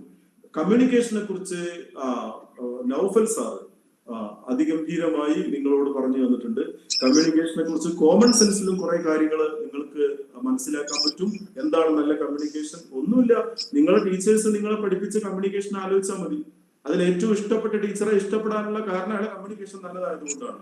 അദ്ദേഹത്തിന്റെ പ്രത്യേകതകളൊക്കെ മനസ്സിലുണ്ട് എന്നുണ്ടെങ്കിൽ ഒരു പ്രശ്നമില്ല, ഏറ്റവും നല്ല കമ്മ്യൂണിക്കേഷൻ ചോദ്യം ഉത്തരം എഴുതാൻ നിങ്ങൾക്ക് സാധിക്കും. അത് കഴിഞ്ഞാൽ അടുത്ത ഏരിയ നമുക്ക് mathematical reasoning and aptitude, logical റീസണിങ്ങും ഡാറ്റ ഇന്റർപ്രിട്ടേഷനുമാണ്. ആ 3 ഏരിയയാണ് നമ്മുടെ ഈ കോഴ്സിൽ നമ്മൾ വിട്ടുപോയ ഒരു സംഗതി. അങ്ങനെയാണ് ഇത്. പിന്നെ അടുത്തത് ICT യെ കുറിച്ച് മനോജ് പ്രവീൺ സാർ അതിന്റെ ബേസിക് ആയിട്ടുള്ള കാര്യങ്ങളെ കുറിച്ച് അദ്ദേഹം മനോഹരമായി നിങ്ങളെ ഓറിയന്റ് ചെയ്തിട്ടുണ്ട്. ICT യിൽ നിങ്ങൾക്ക് പ്രായോഗികമായ നല്ല ജ്ഞാനമുണ്ട്. നിങ്ങൾ ഉപയോഗിക്കുന്ന മൊബൈല്, കമ്പ്യൂട്ടർ, നിത്യേന ഉപയോഗിക്കുന്ന വാട്സപ്പ്, ഫേസ്ബുക്ക്, ഇതിലൊക്കെയുള്ള ICT യെ നിങ്ങൾ മനസ്സിലേക്ക് കൊണ്ടുവരിക. യാതൊരു സംശയവുമില്ല, ആ ഏരിയയിൽ നിങ്ങൾക്ക് ആൻസർ ചെയ്യാൻ സാധിക്കും. പിന്നെ പീപ്പിൾ ആൻഡ് എൻവയോൺമെന്റ് ആണ് അടുത്ത ഏരിയ, 9th ഏരിയ. അതില് ഇന്ന് ഹഫീസ് സാറ് അദ്ദേഹം ഒരു പ്രകൃതി സ്നേഹി കൂടിയാണ്. വലിയ മറ്റേ എന്താ പറയാ, ഞങ്ങളെ നാച്ചുറയുടെ ഉസ്താദാണ് അദ്ദേഹം, എക്സ്റ്റൻഷന്റെ ആള്. അപ്പൊ അതില് നമുക്ക് പ്രകൃതിയിലുള്ള ഇപ്പോഴുള്ള ദുരന്തങ്ങളും കാര്യങ്ങളൊക്കെ മനസ്സിലേക്ക് കൊണ്ടുവരിക. And the final higher education system. Naushad sir നമ്മുടെ ഉന്നത വിദ്യാഭ്യാസ മേഖലയെ കുറിച്ച്, ഇന്ത്യയുടെ ഹയർ എഡ്യൂക്കേഷൻ സെനാരിയെ കുറിച്ച് നല്ലൊരു ചിത്രം നിങ്ങൾക്ക് തന്നിട്ടുണ്ട്. ഇത്തരത്തില് 10 ഏരിയയെ കുറിച്ചുള്ള നല്ലൊരു ഓറിയന്റേഷൻ നിങ്ങൾക്ക് ജനറൽ ആയിട്ട് Farook training college FTCR teach 1 നൽകി കഴിഞ്ഞു. പ്ലസ് നിങ്ങളുടെ സബ്ജക്റ്റില് 1 അല്ല 1.5 അതിന് ഞങ്ങൾ ഓറിയന്റ് കാര്യമില്ല. കാരണം ഫറൂഖ് ട്രെയിനിങ് കോളേജിൽ വീടിന് അഡ്മിഷൻ കിട്ടിയ കുട്ടികളുണ്ട്, ഇവിടുന്ന് പഠിച്ചു പോയ കുട്ടികൾ. നിങ്ങളുടെ സബ്ജക്റ്റില് അത്രയും അഗ്രഗണ്യന്മാരായതുകൊണ്ടാണല്ലോ ഈ മഹത്തായ സ്ഥാപനത്തിൽ നിങ്ങൾക്ക് മെറിറ്റില് അഡ്മിഷൻ കിട്ടിയത്. ഞങ്ങളെ എങ്ങനെയാ അണ്ടർ എസ്റ്റിമേറ്റ് ചെയ്യുക? നിങ്ങൾ ഉയർത്തിയാണ് ഞങ്ങൾ കാണുന്നത്. നിങ്ങളുടെ സബ്ജക്റ്റില് മലയാളമാണെങ്കിലും ഇംഗ്ലീഷ് ആണെങ്കിലും സോഷ്യൽ സയൻസ് ആണെങ്കിലും നിങ്ങൾ അതിൽ 1.5 നാടൻ ഭാഷയിൽ പറഞ്ഞാൽ. അത് ഞങ്ങൾക്കൊരു സംശയമില്ല, നിങ്ങൾ ആ സബ്ജക്റ്റിൽ എക്സൽ ചെയ്യുന്നുള്ള കാര്യത്തിൽ.